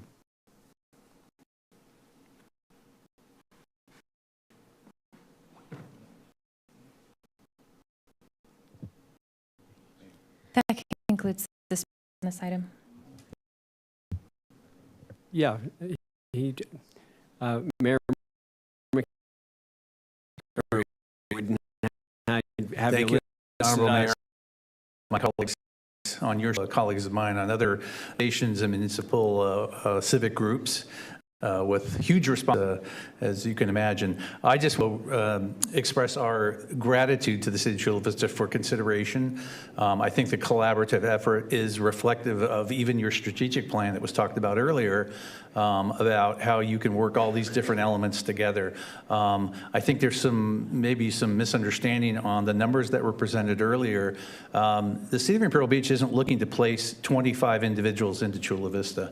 There's a vetting process, first of all, that that number of individuals, they may not even be eligible or interested in moving on to a recovery type situation, a bridge shelter type situation where they have the opportunity to explore recovery, get away from addiction. We heard concerns about drug addiction and individuals frequenting schools. I think the process and the resources, the wraparound resources at your facility, which I have visited. Matter of fact, I was there on opening day about 3 years ago. Very impressive. I think it's again, a resource that can be allocated. We're willing to pay our fair share. I think the presentation that was also given very well showed that there is capacity. Not me. Not for me, right? Thanks, Jose. So there is certainly capacity. I think it's a call about wastewater, right, Jose? Wastewater bill. So I think it's important to recognize there is capacity. We're not looking to consume all that capacity. I would be surprised if we got 3 or 4 people throughout a year that would probably qualify and be vetted and be able to use that facility. But we certainly want to have it available. And again, if there is excess capacity, we're willing to pay for it. We want to be, good neighbors. We're not looking to dump our problem on anyone else. So I just appreciate your consideration this evening. And if there's any other questions, both myself and Tyler Foltz and several of our staff members here, should there be more questions. So thank you. Thank you very much. I appreciate that. Are there any more speakers? That concludes the speakers. We were at Homelessness Symposium. We've worked long, and I know you were there when we cut the ribbon for the facility. And as we all know, homelessness is a regional issue. And we've seen it in the city of Chula Vista when Harborside Park became a homeless encampment in our park. And we had to work together to close that down to be able to get the homeless out of there. We created a hot team to be able to make sure that we had a team that would be working to get homeless off the streets. Then we were able to put in the Otay Bridge Shelter which is what the facility we're talking about now, which I think has been incredible. I think some of the numbers actually are more modest than the actual results that we've had. And actually, if we could go back, that shows the sort of the numbers. Yeah, and you can see Chula Vista essentially had a 20% drop in unsheltered. So our strategy has worked well. Obviously, after the bridge shelter, when we had all the folks move from the Harborside Park to the Industrial Boulevard, I was just very honored to author the homeless encampment ban, which we were able to pass. And that basically, again, made sure that people knew that if they came into the city of Chula Vista, they could accept help, but if they didn't accept help, they couldn't be on the streets doing drugs and being close to public spaces where children and families are. So with that, I know there are some concerns. I know that are, as you said, there's going to be a vetting process when somebody goes into the shelter. I know that I have high confidence in our homeless team and our homeless director, homeless housing and homeless director, in being able to make sure that we manage that. There's where this is a regional issue that we can work together to be able to tackle the regional homeless issue. So with that, I know we have some other speakers, but I'd like to make the motion to move item 7.4. And do I have a second? Second. I have a motion, a second, and I will go ahead and recognize the member from District 2. So, and to our friends, we have very complex unhoused issues here in the city. We have assets that we were very fortunate to be able to develop, like the mini housing that is available. As you know, that was a collaborative effort. The county was able to give us significant funding in addition to funding we put together. So in that spirit and echoing the mayor's comments, I think it's critical that we continue this approach where we help each other with supporting these many individuals. Here in the city of Chula Vista, one of the biggest challenges we have is most of our unhoused will not accept services. And they have a fundamental right, maybe not to receive them, maybe they don't have the mental capacity to receive them, but I know that we have excellent systems of support that are engaged in working with the unhoused communities. We're in the coming weeks, we'll be hearing about our new approaches in working with freeway challenges that we have, the encampments in the freeways. But I do want to confirm the city adopted an ordinance where the encampments that used to occur, like at that park and on sidewalks and in many of the facilities, libraries, and in our schools, is something we avoid. But in many ways, the humane approach will always challenge us to do this work with compassion and with as much understanding as we have. I know in my district, sometimes it's really challenging.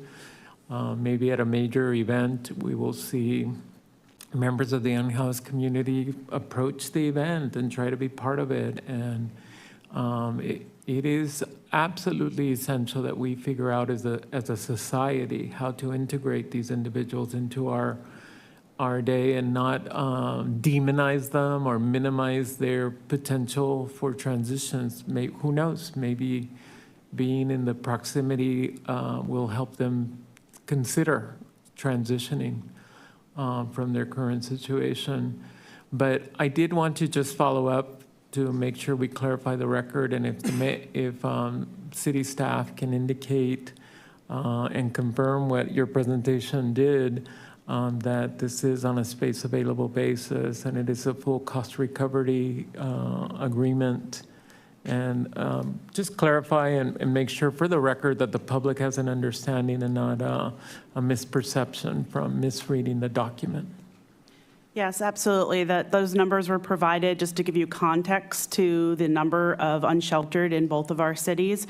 But we certainly will always prioritize Chula Vista residents. But we do have space typically available. As the mayor indicated from Imperial Beach, we're not anticipating more than a few residents at any given time from Imperial Beach. So that is why staff felt comfortable moving forward. So we work very Imperial Beach staff. They've been on ride-alongs with our HOT team. Their approach to providing services is exactly the same as Chula Vista's. And so we feel very comfortable with their vetting process, and so still do the normal vet as well, and is placed at our shelter. Thank you. And I just want to end with the following. All of us have opportunities to serve in local government agencies that help us coordinate. Imagine if each agency had its own buses, its own sewer system, its own planning function for just going from, from Palm Avenue in Imperial Beach to Palm Avenue in the city of San Diego. So it is extraordinary that we have this opportunity to collaborate, and it's extraordinary that we have the opportunity to continue to serve this community, because I know all of us have faced challenges in trying to address the needs of the unhoused and their challenges. So thank you very much, Mr. Mayor. I look forward to voting, and I understand other colleagues will be making remarks. I will recognize the member from District 4. All right, thank you, Mayor, and thank you, staff. Thank you for the numbers and providing that context and addressing some of the concerns that have already been mentioned. My concerns likely can't be answered or dealt with right now. In general, when I saw the item, I said, well, City of Chula Vista and our staff, as hard as they work, we have enough trouble, enough work handling our own homeless population. And when we run on ride-alongs together, you often know these unsheltered folks very well because you see the same ones over and over. And my question is typically, well, are they from Chula Vista? And it's not that I want to shun them or send them away wherever they came from, but again, I appreciate you saying that our focus will always be Chula Vista unsheltered folks and making sure that we can help them get back on their feet. My other concern is that between the city of Imperial Beach and Chula Vista is obviously city of San Diego. And those unsheltered folks from Chula, from Imperial Beach, they probably traverse and stay right there. And I really wish, when we're talking about partnering regionally, I really wish that the city of San Diego would come along with us. We can't do anything about that now. I did place a call into the Office of Supervisor Aguirre, and I said, hey, this is an agenda item, want to get your thoughts. I do want to partner regionally, but I just want to go on record with you as saying we need more resources down here from the county. We need you guys, we need you all to have more skin in the game. And her office agreed, and also got back to me with a message saying when she was first elected as mayor of Imperial Beach, she reached out to Mayor McCann, and they worked on this together. And I really appreciate you gentlemen showing up. Mayor McKay, city manager, shows just how important this is to you. And I'm happy to support partnering regionally with you all on this. Thank you. The member from District 3. Ms. Kurtz, can you, does the city of San Diego South, Nestor, and San Isidro, is that included in the South region? No, the way that the point-in-time count is conducted by the Regional Task Force on Homelessness from San Diego, they include that portion in the City of San Diego count since they are technically part of the City of San Diego. Do you by chance have those numbers? I could get those online for you, but I don't have them readily available at this moment. I appreciate it. Yeah, the concern is Nestor and San Isidro are much closer than the city of Coronado. And I would almost make the argument that Was that Coronado or Imperial Beach? I think you said Coronado instead of Imperial Beach. Can I continue? Go ahead. Thank you.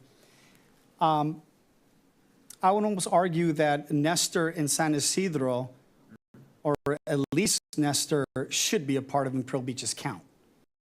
Regionally in the South Bay, you're almost seen as one region, even though there's a city tucked in west of Nestor, but there are far more than 25 homeless residents beyond Imperial Beach. It includes Nestor, Tocayo, off the 905, and San Isidro. So the count is much higher. So I'm a little concerned about that. Mr. City Manager, I appreciate it.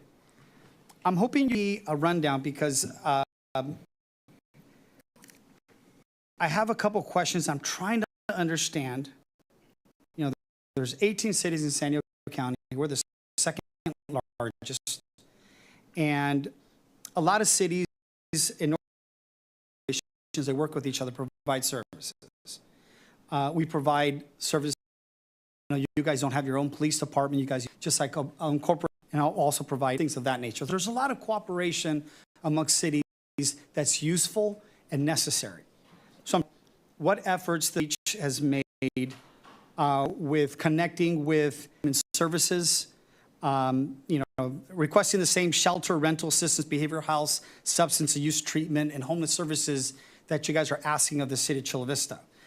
What I'm trying to figure out is what cooperation have you had, or what communication have you had with, say, Vivian Moreno's office, District 8 of San Diego City Council, with the City of National City, which actually proximity with some of their land spaces closer to the city of the county of San Diego.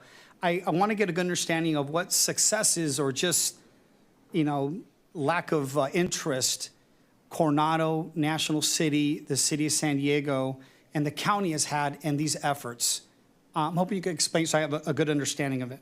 And thank you for the question, Councilmember Nzunza. If you don't mind, if I could have our housing manager answer some of the operational questions because he deals with on a daily basis, would that be okay? Sure, absolutely. Good evening, Mayor, City Council. My name is Tony Rolfe. I'm the Housing and Neighborhood Services Manager for the City of Imperial Beach.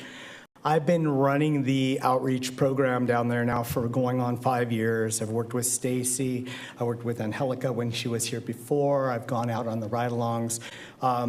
I work with National City fairly closely. Their outreach provider is a young lady named Kiana. Work with her.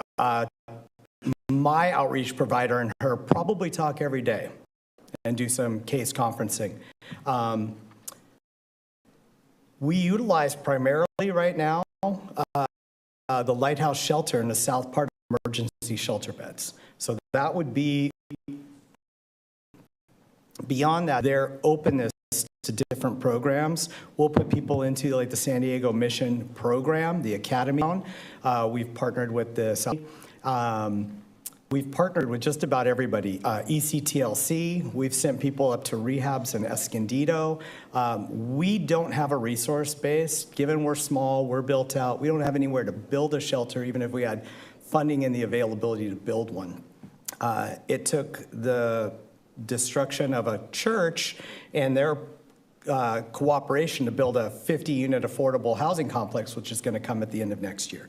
So we're just at a lack of space. We operate pretty much completely off of partnerships and just faith that we're doing this with our best interests for our clients, but we're completely aware of your best interests. I don't want to bring anybody that's not going to be a good fit and a success. I don't want to add anything to that number other than number 40 in the success story. That's my goal, is to find somebody and be I'm very realistic, maybe sometimes too realistic when I go out to outreach, because I'll tell people, I'll say, look, this is what your odds are, and this is what I think could work for you, but you're going to have to be flexible and work with me. As far as reaching out to the county does provide us with assistance in the form of personnel. So they'll send county nurses down with us, come out on our outreach once a month. We have basically a full-time connection to an HSS person, and she'll come out as well. She allows us to go ahead and sign people up for renewals, take the reports, advice as far as what they're going to need if they're going to try to apply for GR, and follow up with all their Medi-Cal needs. But with the county, that's probably the extent of the reach. We tried doing some stuff with care court. It wasn't super successful. I don't know how it's functioning county with our city, just the way that it's the city of San Diego is another beast entirely. And I've been meeting with them in the last previous 4 years altogether.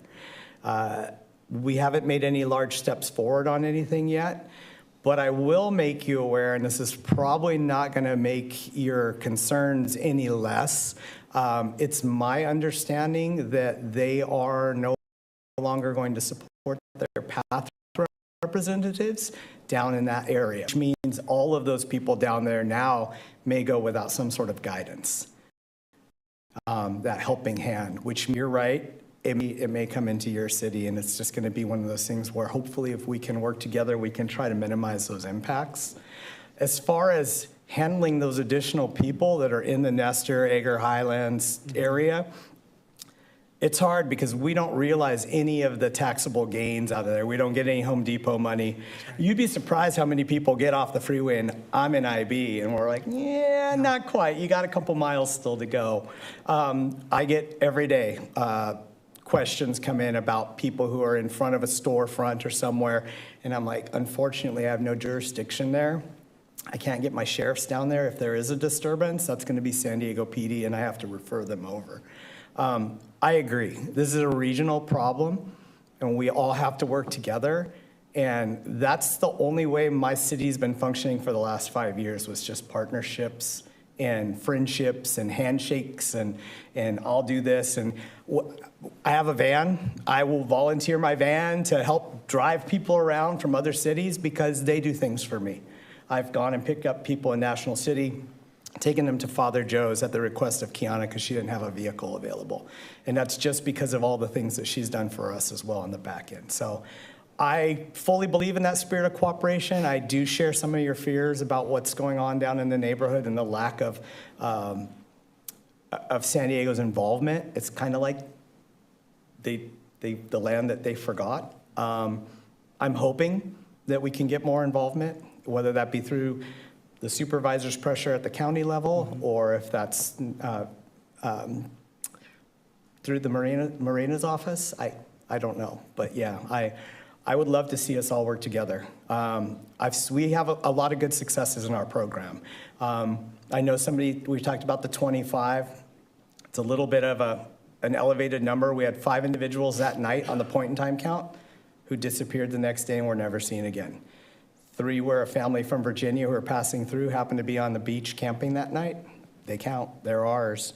And another couple was actually headed down to Mexico and disappeared, and we've never seen them again. So we do average somewhere between 15 and 20 of the actual chronic homeless that you'll see out and about in the community.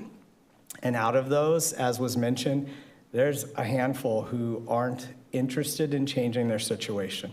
They're quite comfortable where they are. I've been pleading with a lot of them for 5 years. And when I can break through a wall and get somebody to work with me, it's great, but it's slow going. Thank you, Tony. Yeah, sorry. I appreciate your kind words, and it's obvious that you're very empathetic and very compassionate, and you're trying to do the best to, you can have a seat if you like, to provide services for your city. It's critical as a region that we do address wraparound services. Those are are needing support for their mental health needs, and detox, place to stay, a single mother, somebody that just got a rehab and relapse. It's important as a region that we're always supporting each other critically. But I do have concerns. I'll be very honest, and I think that's why I've legislated since I've been on here. You guys can nod your heads at the same time if you like or not. there's a kind of a known saying, and I've seen it myself. I've seen it on social media more than a few times. And I saw it at the pier when I was enjoying ice cream with my kids about a year ago, it is well known in the city of Imperial Beach that the city of Coronado police drop off homeless residents. See, you guys are all laughing already. City of Coronado, I've seen it myself. Police cruisers drive to your pier and they drop off homeless residents in your city. It's wrong. Why? There's a different tolerance level of the people living in Coronado. We all know that. Let's not be shy about that. My concerns are that the city of Chula Vista becomes that next territory. My concerns I just boasted how all the other 17 municipalities in the county are a little envious of our economic development and our fiscally responsible city and the things we do well. But with that sort of sometimes welcomes these sorts of issues. And I am very compassionate about everything you guys do in Imperial Beach. And, we're stewards of your fight with the Tijuana River Valley, and I've stood with all of you with your current leadership and your former leadership. But my responsibility is first and foremost to represent the residents of Chula Vista. I cannot assume our residents would support using limited Chula Vista shelter capacity to take on the homelessness responsibilities of other cities. I do support regional cooperation, but cooperation must include shared responsibility, shared funding, and clear limits.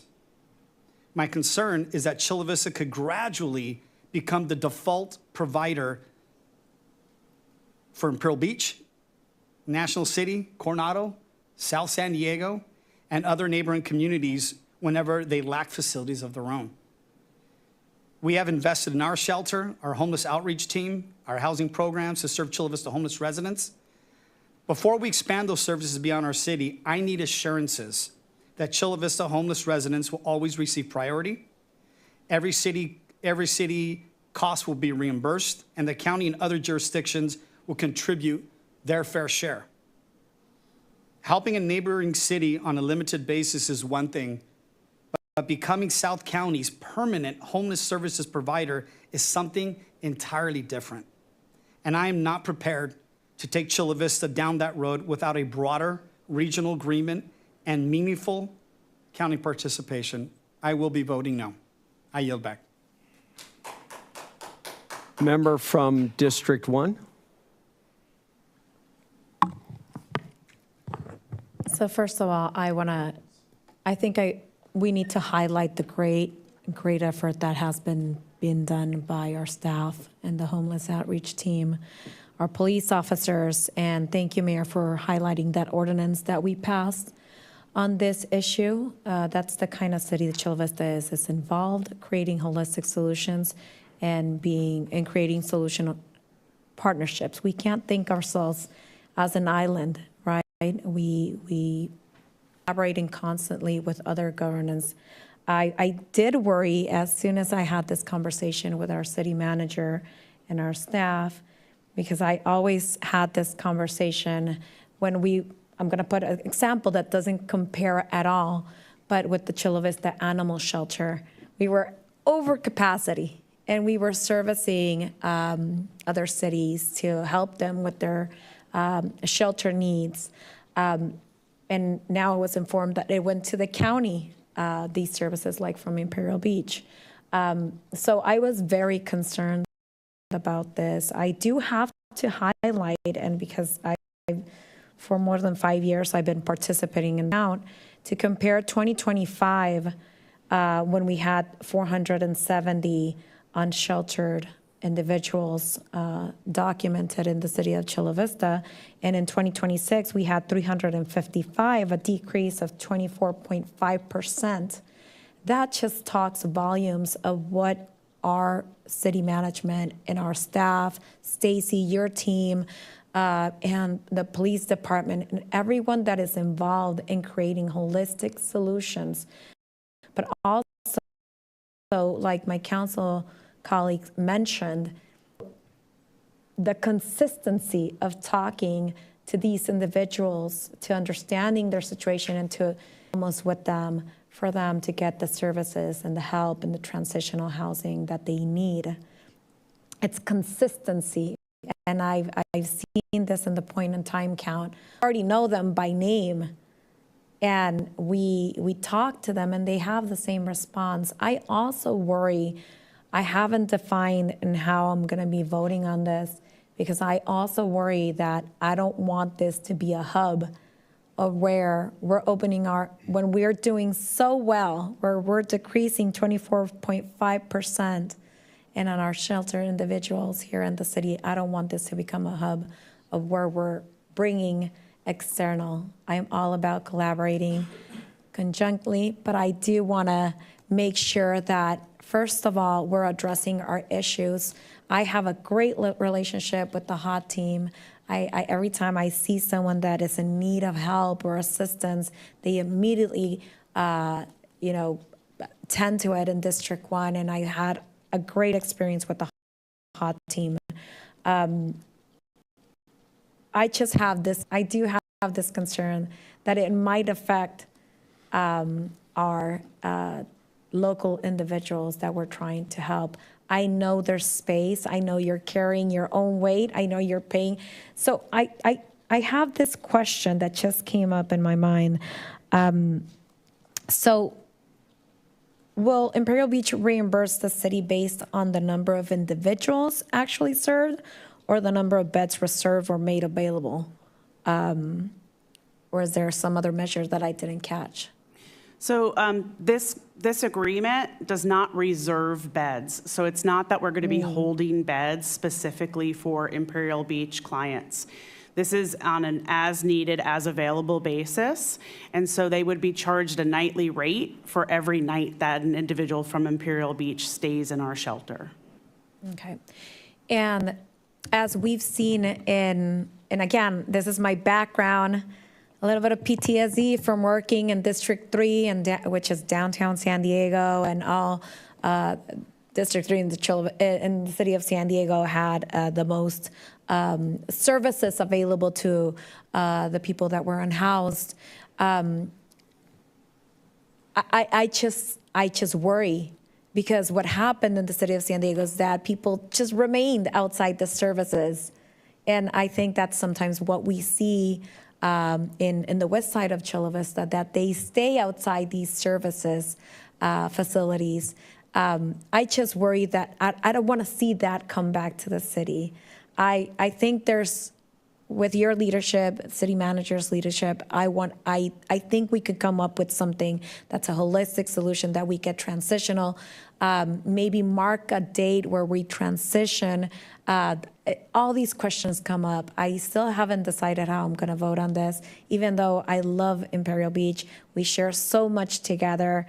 I respect the council in Imperial Beach, but I still have some questions that I would love to address, and maybe I'll get them answered by the time we vote. So, thank you. I will recognize the member from District 2. I think we're having two conversations on this dais. What's in front of us is an opportunity to collaborate with our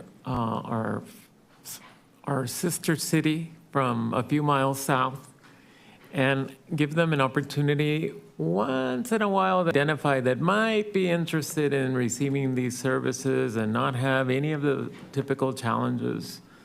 I think what I'm hearing my colleagues raise are more dramatic issues about the larger challenge we have as a region. And I would invite us to separate these conversations. I'm glad to join in consensus to forming a work group with the South Bay cities, and definitely require that we get representation from District 8 and the mayor's office and the supervisor's office. But that's a broader conversation, and I'm hoping that we can have that. And I'm speaking to you as someone who, for good or bad, most of the unhoused are on the west side in my district, and in Councilman Fernandez's district, Deputy Mayor Fernandez's district. And so I'm not uncaring or unconcerned about the issue, but I think we have two questions before us. Well, really one question before to see that broader debate. But I hope we can again and vote to support the contract agreement, and that we not worry about some of the other challenges that have been discussed. They're to be worried, but not as a relationship to this item. So with that, I hope we can vote, and I also hope that we can get some unanimity in this adoption. Thank you very much. I want to make sure that people understand, especially on this dais, of what our bridge shelter program does. I know there was a concern about people just and hanging out and doing drugs. That does not happen at our bridge shelter. You are there, you are clean, you are allowed to go to work, do some specific things, but this isn't spend the night and then they release you so you can go out and potentially use or do other things. There is very, very structured and very monitored on that. So you're not going to suddenly see what happens down in San Diego by Otay Ranch. And that was, I still remember when we did pass this, because I think when the term somebody used, blood, sweat, and tears, there were all these just irrational arguments. Oh, this could happen and this could happen. And, the reality is oh, what if suddenly Chula Vista becomes the hub and everybody comes down and wants to be in Chula Vista and not be other places? Well, the thing is that we went ahead and we designed the bridge shelter to be a place where if you wanted to get help and you qualified, we would help you. But we also had it a place of accountability. So we weren't going to have people just dropping in and dropping out. If you drop out, you're not coming back. If you start using, you're not coming back.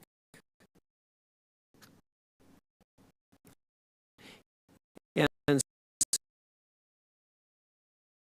so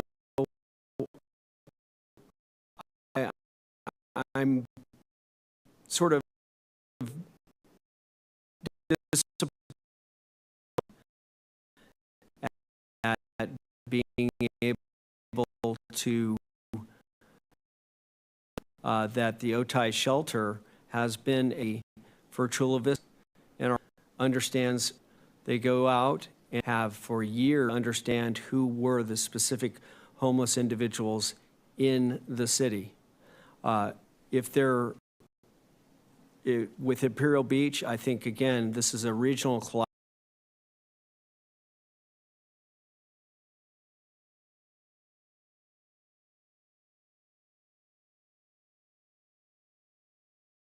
Somebody else's problem. No, the problem is regional, and we will only take somebody from Imperial Beach as needed and as available. In addition, this is full cost recovery. So if somebody is coming from Imperial Beach, so I know there's about having a relationship, but this is called operating with each other. So with that, we have a second. Madam Clerk, if you could put the heading, and we'll have the vote. This is item 7.4, resolution of the City Council of the authorizing the city into an agreement of Imperial Housing.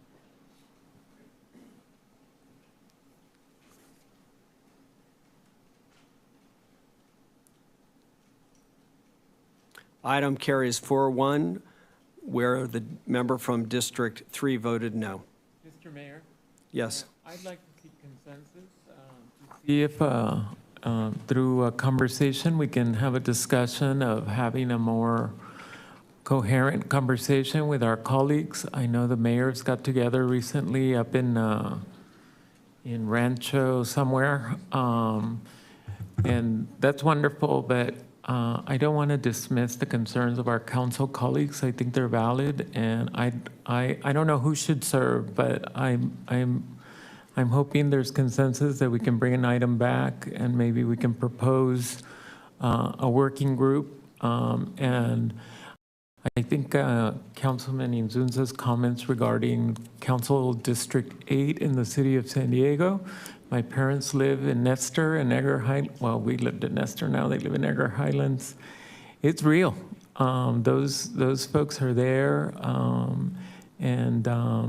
So I'm hoping there might be consensus to bring an item for the future, and that maybe as a city, a working group. So if there's consensus, I'd like to see if we can bring an item back on a future agenda and see if we can get collaboration from the southern cities and the supervisor to see if we can work on this collaboratively. Is there consensus for that? I would, no, I really appreciate your referral on that, and I think you bring up a lot of good points. I think what I don't want to do is sort of recreate the wheel.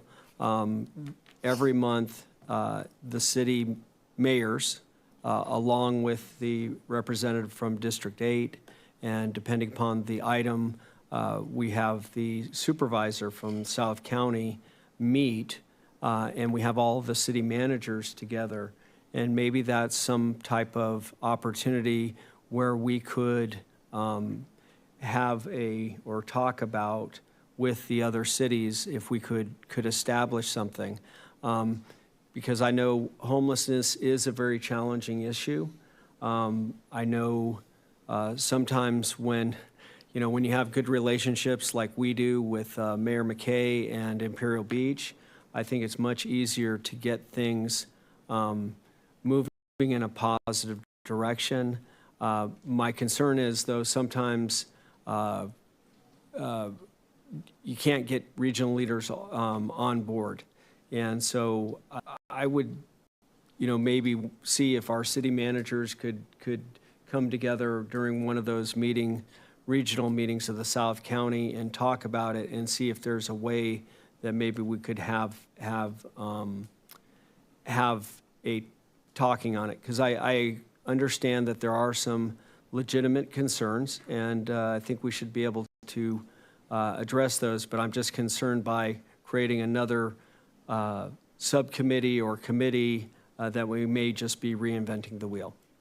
So I do see consensus to have the city manager come back, and maybe the mayor as well, and share how many times you've met in the last few years and discuss this regionally, and share with us. And maybe it doesn't have to be next week, sometime in the fall, and have a conversation so we can all be informed of the conversations that are underway.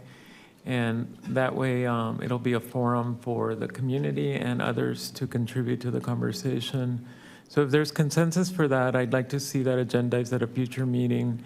And I'm not proposing anything before. Let's organize the meeting, have a conversation, and maybe something can emerge from that. So I appreciate your caution of not forming what could be a duplicitous process. Okay, thank you. I would support that. The member from District 3, I will recognize. Thank you, Councilman Preciado. I respect your professionalism and your conduct and your demeanor in which you communicate with me. I do agree. This is an ongoing effort, and I do believe it would be constructive if we met with Supervisor Aguirre, maybe the City of San Diego, our friends with Imperial Beach, National City, maybe a Coronado, we'll see. But either way, I appreciate the effort, Councilman Preciado, and most importantly, your professionalism. I yield back. Okay.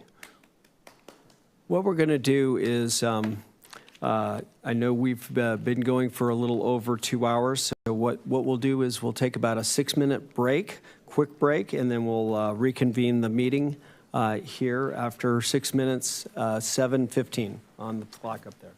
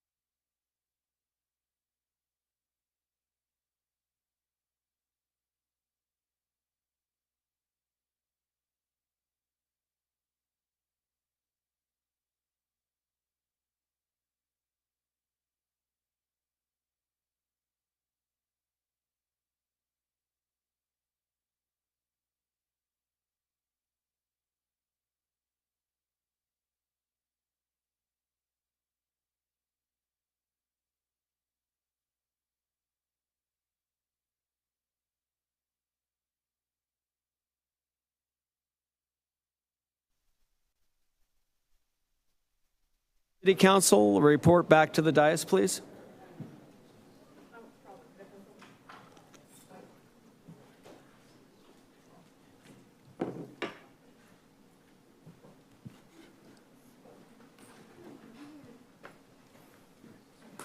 Can't be yawning.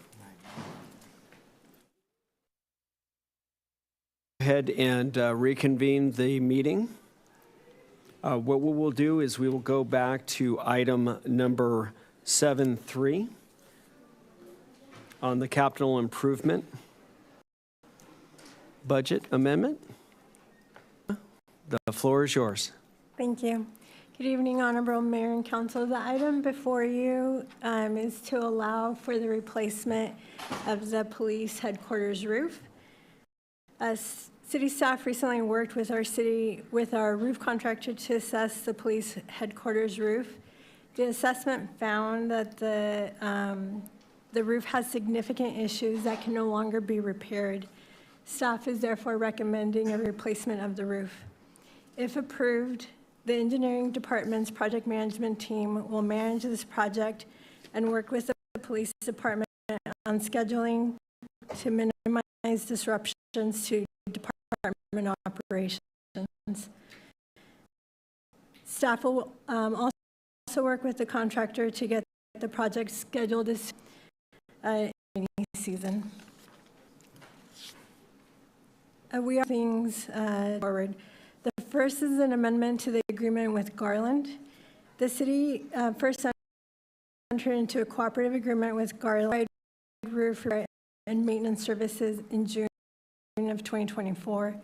They were a not to exceed value of $2 million. Council then approved an amendment to this contract in October to increase the max value of the contract to $6 million and extend the contract to June 2029. During this time, in the time that Garland has been the city's roof contractor, staff has been satisfied with the work performed by Garland. As part of the process, Garland bids each project to local contractors. These are the quotes Garland received for the CVPD headquarters roof. And you can see that they receive various various bid proposals, and in this case, we go with the lowest bid. The current contract has a not to exceed value of $6 million. We have projects in progress or that have been completed that total approximately $4 million. The addition of the police roof project and planned annual maintenance results in a contract shortage of approximately $819,000 in contract capacity.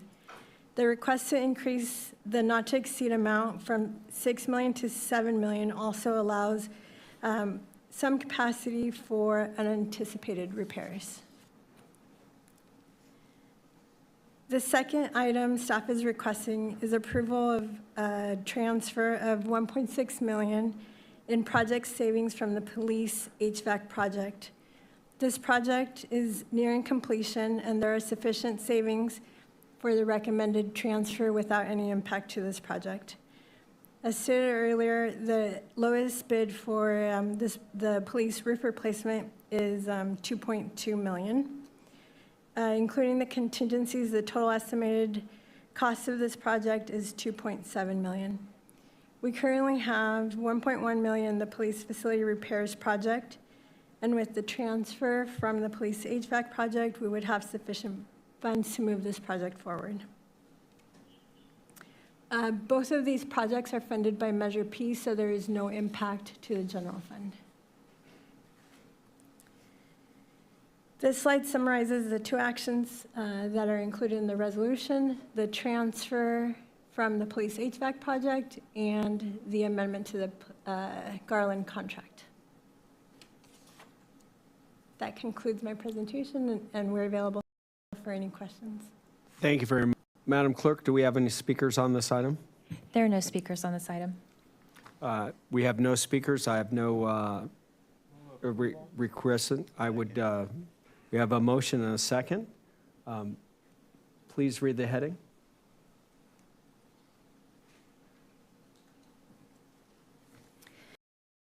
This is item 7.3, the City Council of the City of Chula Vista. 1, approving the Second Amendment to the agreement with Garland DBS Inc. for roof replacement, repair, and maintenance on city facilities, and 2, amending the fiscal year 2026-27 capital improvements for the replacement of the police department headquarters roof. 4/5 vote required. Please vote.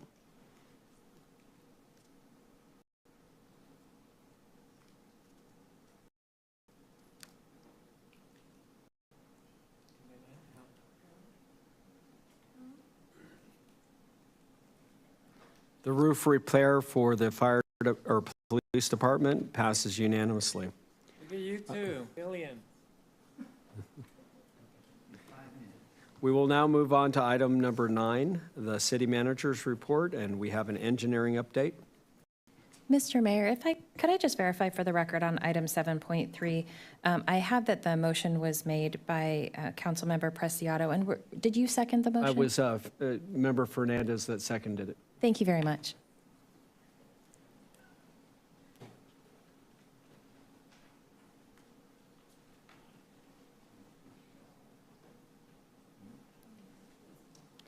Luis, it's great to see you, and the floor is yours.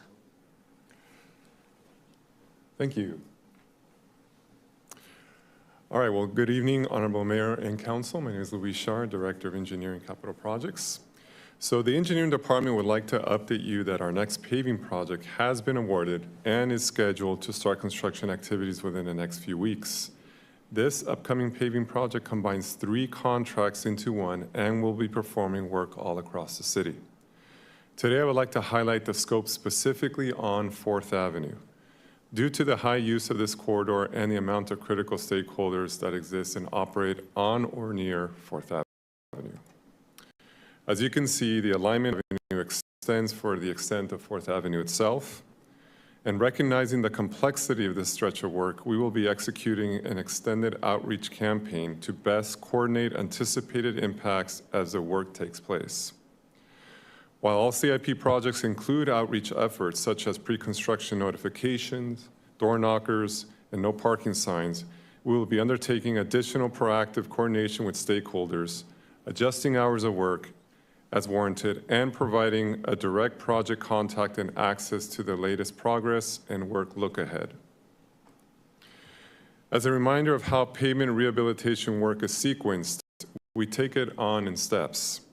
Typical steps include executing a traffic control that partially or completely shuts down a block while executing a detour for that period of work, complete any concrete work, street grinding, paving, following by restriping. Impact from these operations can be minimized in residential areas, but those same impacts in complex intersections, busy corridors. Snapshot of the key stakeholders on 4th Ave actively reaching out to coordinate our time and working out.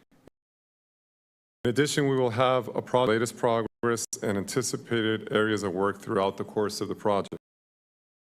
Our expanded outreach efforts, we are here today to share with you and the public our upcoming project and our commitment to work with the needs of our community to execute a successful project while minimizing impacts in all ways possible. Details of where we'll be posting our project data will follow in the upcoming weeks ahead, and we'll be sharing with your offices as well. Included will be the contractor's construction schedule. That schedule will be outlining the strategy of where work will begin on this project. As I mentioned earlier, the project is a citywide paving project, but we were specifically will be targeting the dates 5th Avenue paving work is scheduled to. Thank you for your time, and I'll be happy to answer any questions you may have. I will recognize the member from District 2. So we welcome any opportunity to maintain our streets. The 4th Avenue corridor, as you know, is a principal thoroughfare of our city. And just given earlier experience in the public comment, I can't, and my recent experience with a certain little park over there on Hilltop, I can't encourage us enough to have a very broad and over-the-top communication strategy with our stakeholders. I appreciate seeing all of these things, seeing that even the bus routes are included.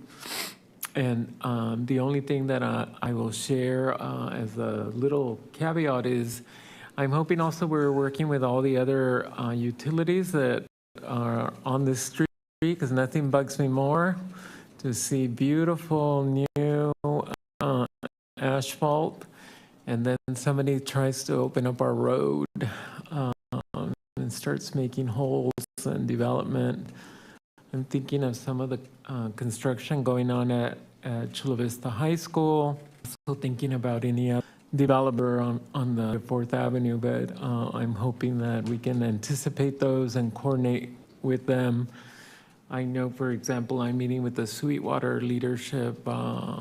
This is the general manager from Sweetwater tomorrow, and I'll be asking, do you have any plans for 4th Avenue? Well, stay out of it. I mean, obviously coordinate with the city as best you can. It is, well, first and foremost, and I don't know what is funding this, if this is SANDAG dollars or if it's Measure P dollars, but this is one of those boring things that makes our city as successful as it is, that we have the resources to do this kind of intervention. And lastly, that we have the folks who are going to work on this. So I won't delay it any further. I appreciate Director Scher's presentation and discussion about this project. Thank you. Thank you very much. Luis, what is the estimated time it will finish? This project is a citywide paving project. Today we're talking about the foreseeable impacts on 4th Avenue just because we corridor and many of the stakeholders. We're going to be getting the contractor's construction schedule because in our contracts we don't dictate necessarily where the contract will start all their paving work. So once we get that schedule, we'll be able to highlight specifically when work will start on 4th Avenue. And what I anticipate, of course, is that all work is going to be completed within the duration of the contract, which is a 6-month contract for paving. And then during that time period, we'll be working again with the stakeholders to make sure we minimize impacts. And so there may be some hopscotching going around. There may be some needs to coordinate more with schools and drop-off and pickup times. We may also be working during the day, maybe working during the night. So as we gather more information from our stakeholders, from the contractor's construction schedule, this is a type of information you're going to start to see on our project site so that we can specifically when it'll start, and we're at least going to work on it and at least start on the website, but we don't have. Okay. Yeah, please directly when you know about that, because this is a driving on and seeing what I think this is going to be a well-deserved project to be able to make sure that we're maintaining and make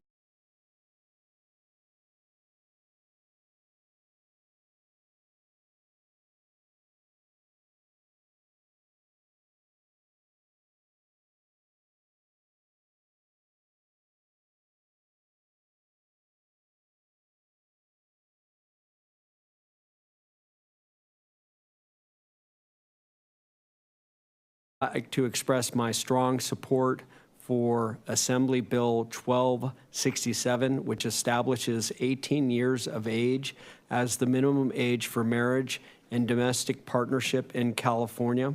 Young people deserve the opportunity to finish their education, develop financial independence, and make major life decisions without pressure, coercion, or circumstances that can limit their ability to freely choose. California has a responsibility to provide strong protection for vulnerable young people.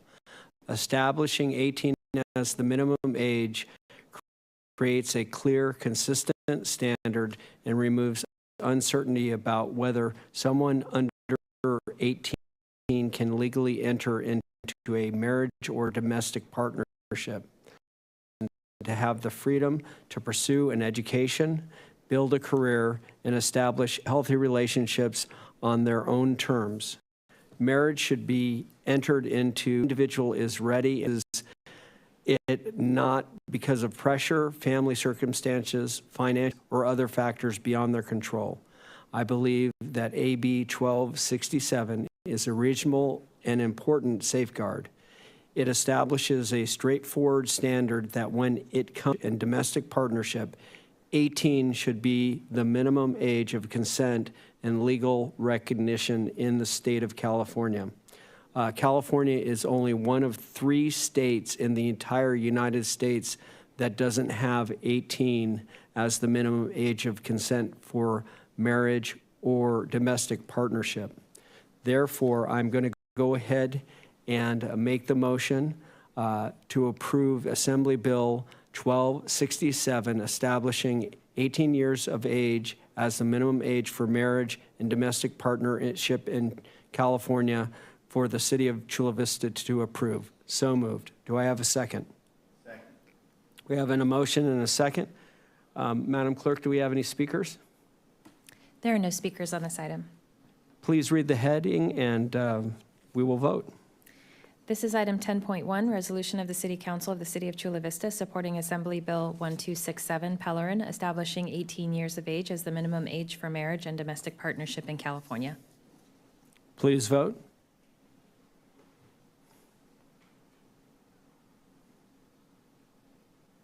Item carries unanimously. Now, I just wanted to thank everybody in Chula Vista. We had a great opportunity to go to so many events. I'm just going to talk about just a couple of them. Again, I was honored to attend the Sister Cities reception welcoming the youth ambassadors of Odawara, Japan, in the Chula Vista. The evening was a wonderful celebration of friendship, culture, and the connections that bring our communities together. I want to thank the Cultural Arts Commission on their event, and they were the ones who put it together and did an incredible job. I want to thank my staff who did assist in that because we want to make sure that we're collaborating with events at the city to make them successful. I had the opportunity to provide the Chula Vista Rotarians with an update of the exciting projects underway throughout our city. It was a great opportunity to share how Chula Vista continues to grow, create new opportunities, and build a stronger future for the residents and businesses. I was very honored to attend and speak at the Southwestern College ribbon cutting for the Transit Center. We established opening a new gateway to the opportunity and connection. It allows so many students now to be able to get to Southwestern, or when they're leaving Southwestern to be able to get home or get to work from that transit station. One of the key things, though, is it actually is very, very safe. Their prior bus station they had would be conflicting with pedestrian traffic, car traffic. This brought it into a way where the competing or having any pedestrians or cars, and it will be just more efficient. I was happy to attend the festival on August 15th in downtown Chula Vista. The streets were transformed with people, both booths, people dancing, contests, music. I think one of my favorite bands was a soul, and man, amazingly good. It was nice to celebrate our history and remember that Chula Vista was once the lemon capital of the year, or the world, excuse me.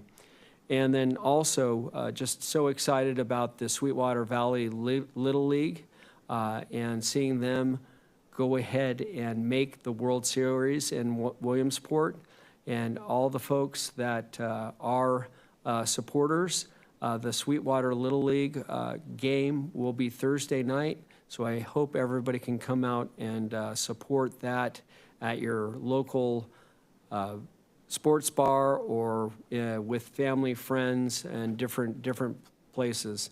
The neat thing about sports is it's one of those things, I know everybody doesn't always agree with each other. We don't always see eye to eye to be able to come together and know and all here to support each other. With that, I'll go ahead and a member from District 1. I also had the opportunity to be yesterday morning at the Southwestern College ribbon cutting, 7:05. One of the things that when Councilmember Fernandez and I met with the binational group of students that goes to Southwestern College, they did mention needing more public transportation, efficient public transportation, and this new addition to the campus will help better separate and coordinate different modes of transportation used by students, faculty, staff, and visitors. Previously, the main vehicle loop, bus stops, and major pedestrian entrances were all concentrated in the same area, buses and pedestrians. That created this conflict. The new transit center provides buses with a dedicated loop, allowing them to circulate more safely and efficiently while reducing traffic and improving visibility at the front of campus. I do not have a Sandag report because we are dark in August, but I did want to mention that I had the opportunity to go to the Lemon Festival, and I just have to mention once and again that when we come together, Chula Vista is just such a great host. I had the opportunity to talk to so many people that were from near and far, and they all enjoyed it the same. And again, thank you so much for putting this together, to all our sponsors and partnerships and downtown Chula Vista, everyone that's coming together. The restaurants had a ball, had a great day, and that's what we want to see for the economy as well of our city. Thank you so much to the police department, to the fire department, to all city staff, bringing this together. We need more of this, and we need to work together. Again, thank you so much. I will recognize the member from District 2. Colleagues, thank you so much. I apologize, of course, that I was out last week. I had to go to the California Coastal Commission's meeting all the way up in Santa Cruz, and I drove. It was quite 11-hour drive. It takes a while to get up there, but I was enamored by how great our state is, how beautiful it is, and also how challenging it is. I had to detour away from Ben area because there was a fire. And there was a fire up there that closed about 20 miles of that freeway or that highway. And so I headed over to the 101 and so how awesome and how fragile it is. I did have an opportunity to be involved in discussions that impact, how we manage our coastal resources, and I'm confident this time that I'm spending there will prove to be helpful to us as we consider all of the challenges and opportunities that we face in developing our bayfront. So I think it's time well spent. Every time I go, I have to take vacation from my job, and they don't compensate you for that time off. So I'm burning through my vacation, but I am happy to attend those meetings. I also want to compliment our colleagues, and I know we're going to have an item come back in early September from Metro Wastewater. We reached agreement as a region with Padre Dam, who used to enjoy a unanimous veto, meaning every item that came to our Metro wastewater eventually needed to be adopted by all of the 12 partner agencies. And we went through a process over the last 3.5 years I've been there to adopt how we operate, to operate. And that amendment, among the many other things that it did, is updated our working agreement between the agencies and the city of San Diego. Brought us forward about 40 years in terms of the original MOU and where we are now. But more importantly, without having to use state legislation or anything like that that brings in, next to the city of San Diego, the biggest user is the city of Chula Vista of the Metro wastewater system. And even a small agency like Imperial Beach had the same boat that we did. And we can only agree to be in those kinds of relationships if we are all working collaboratively as agencies moving forward. What is really fortunate is that we don't need to create a weighted vote. What we were able to do is move away from a unanimity.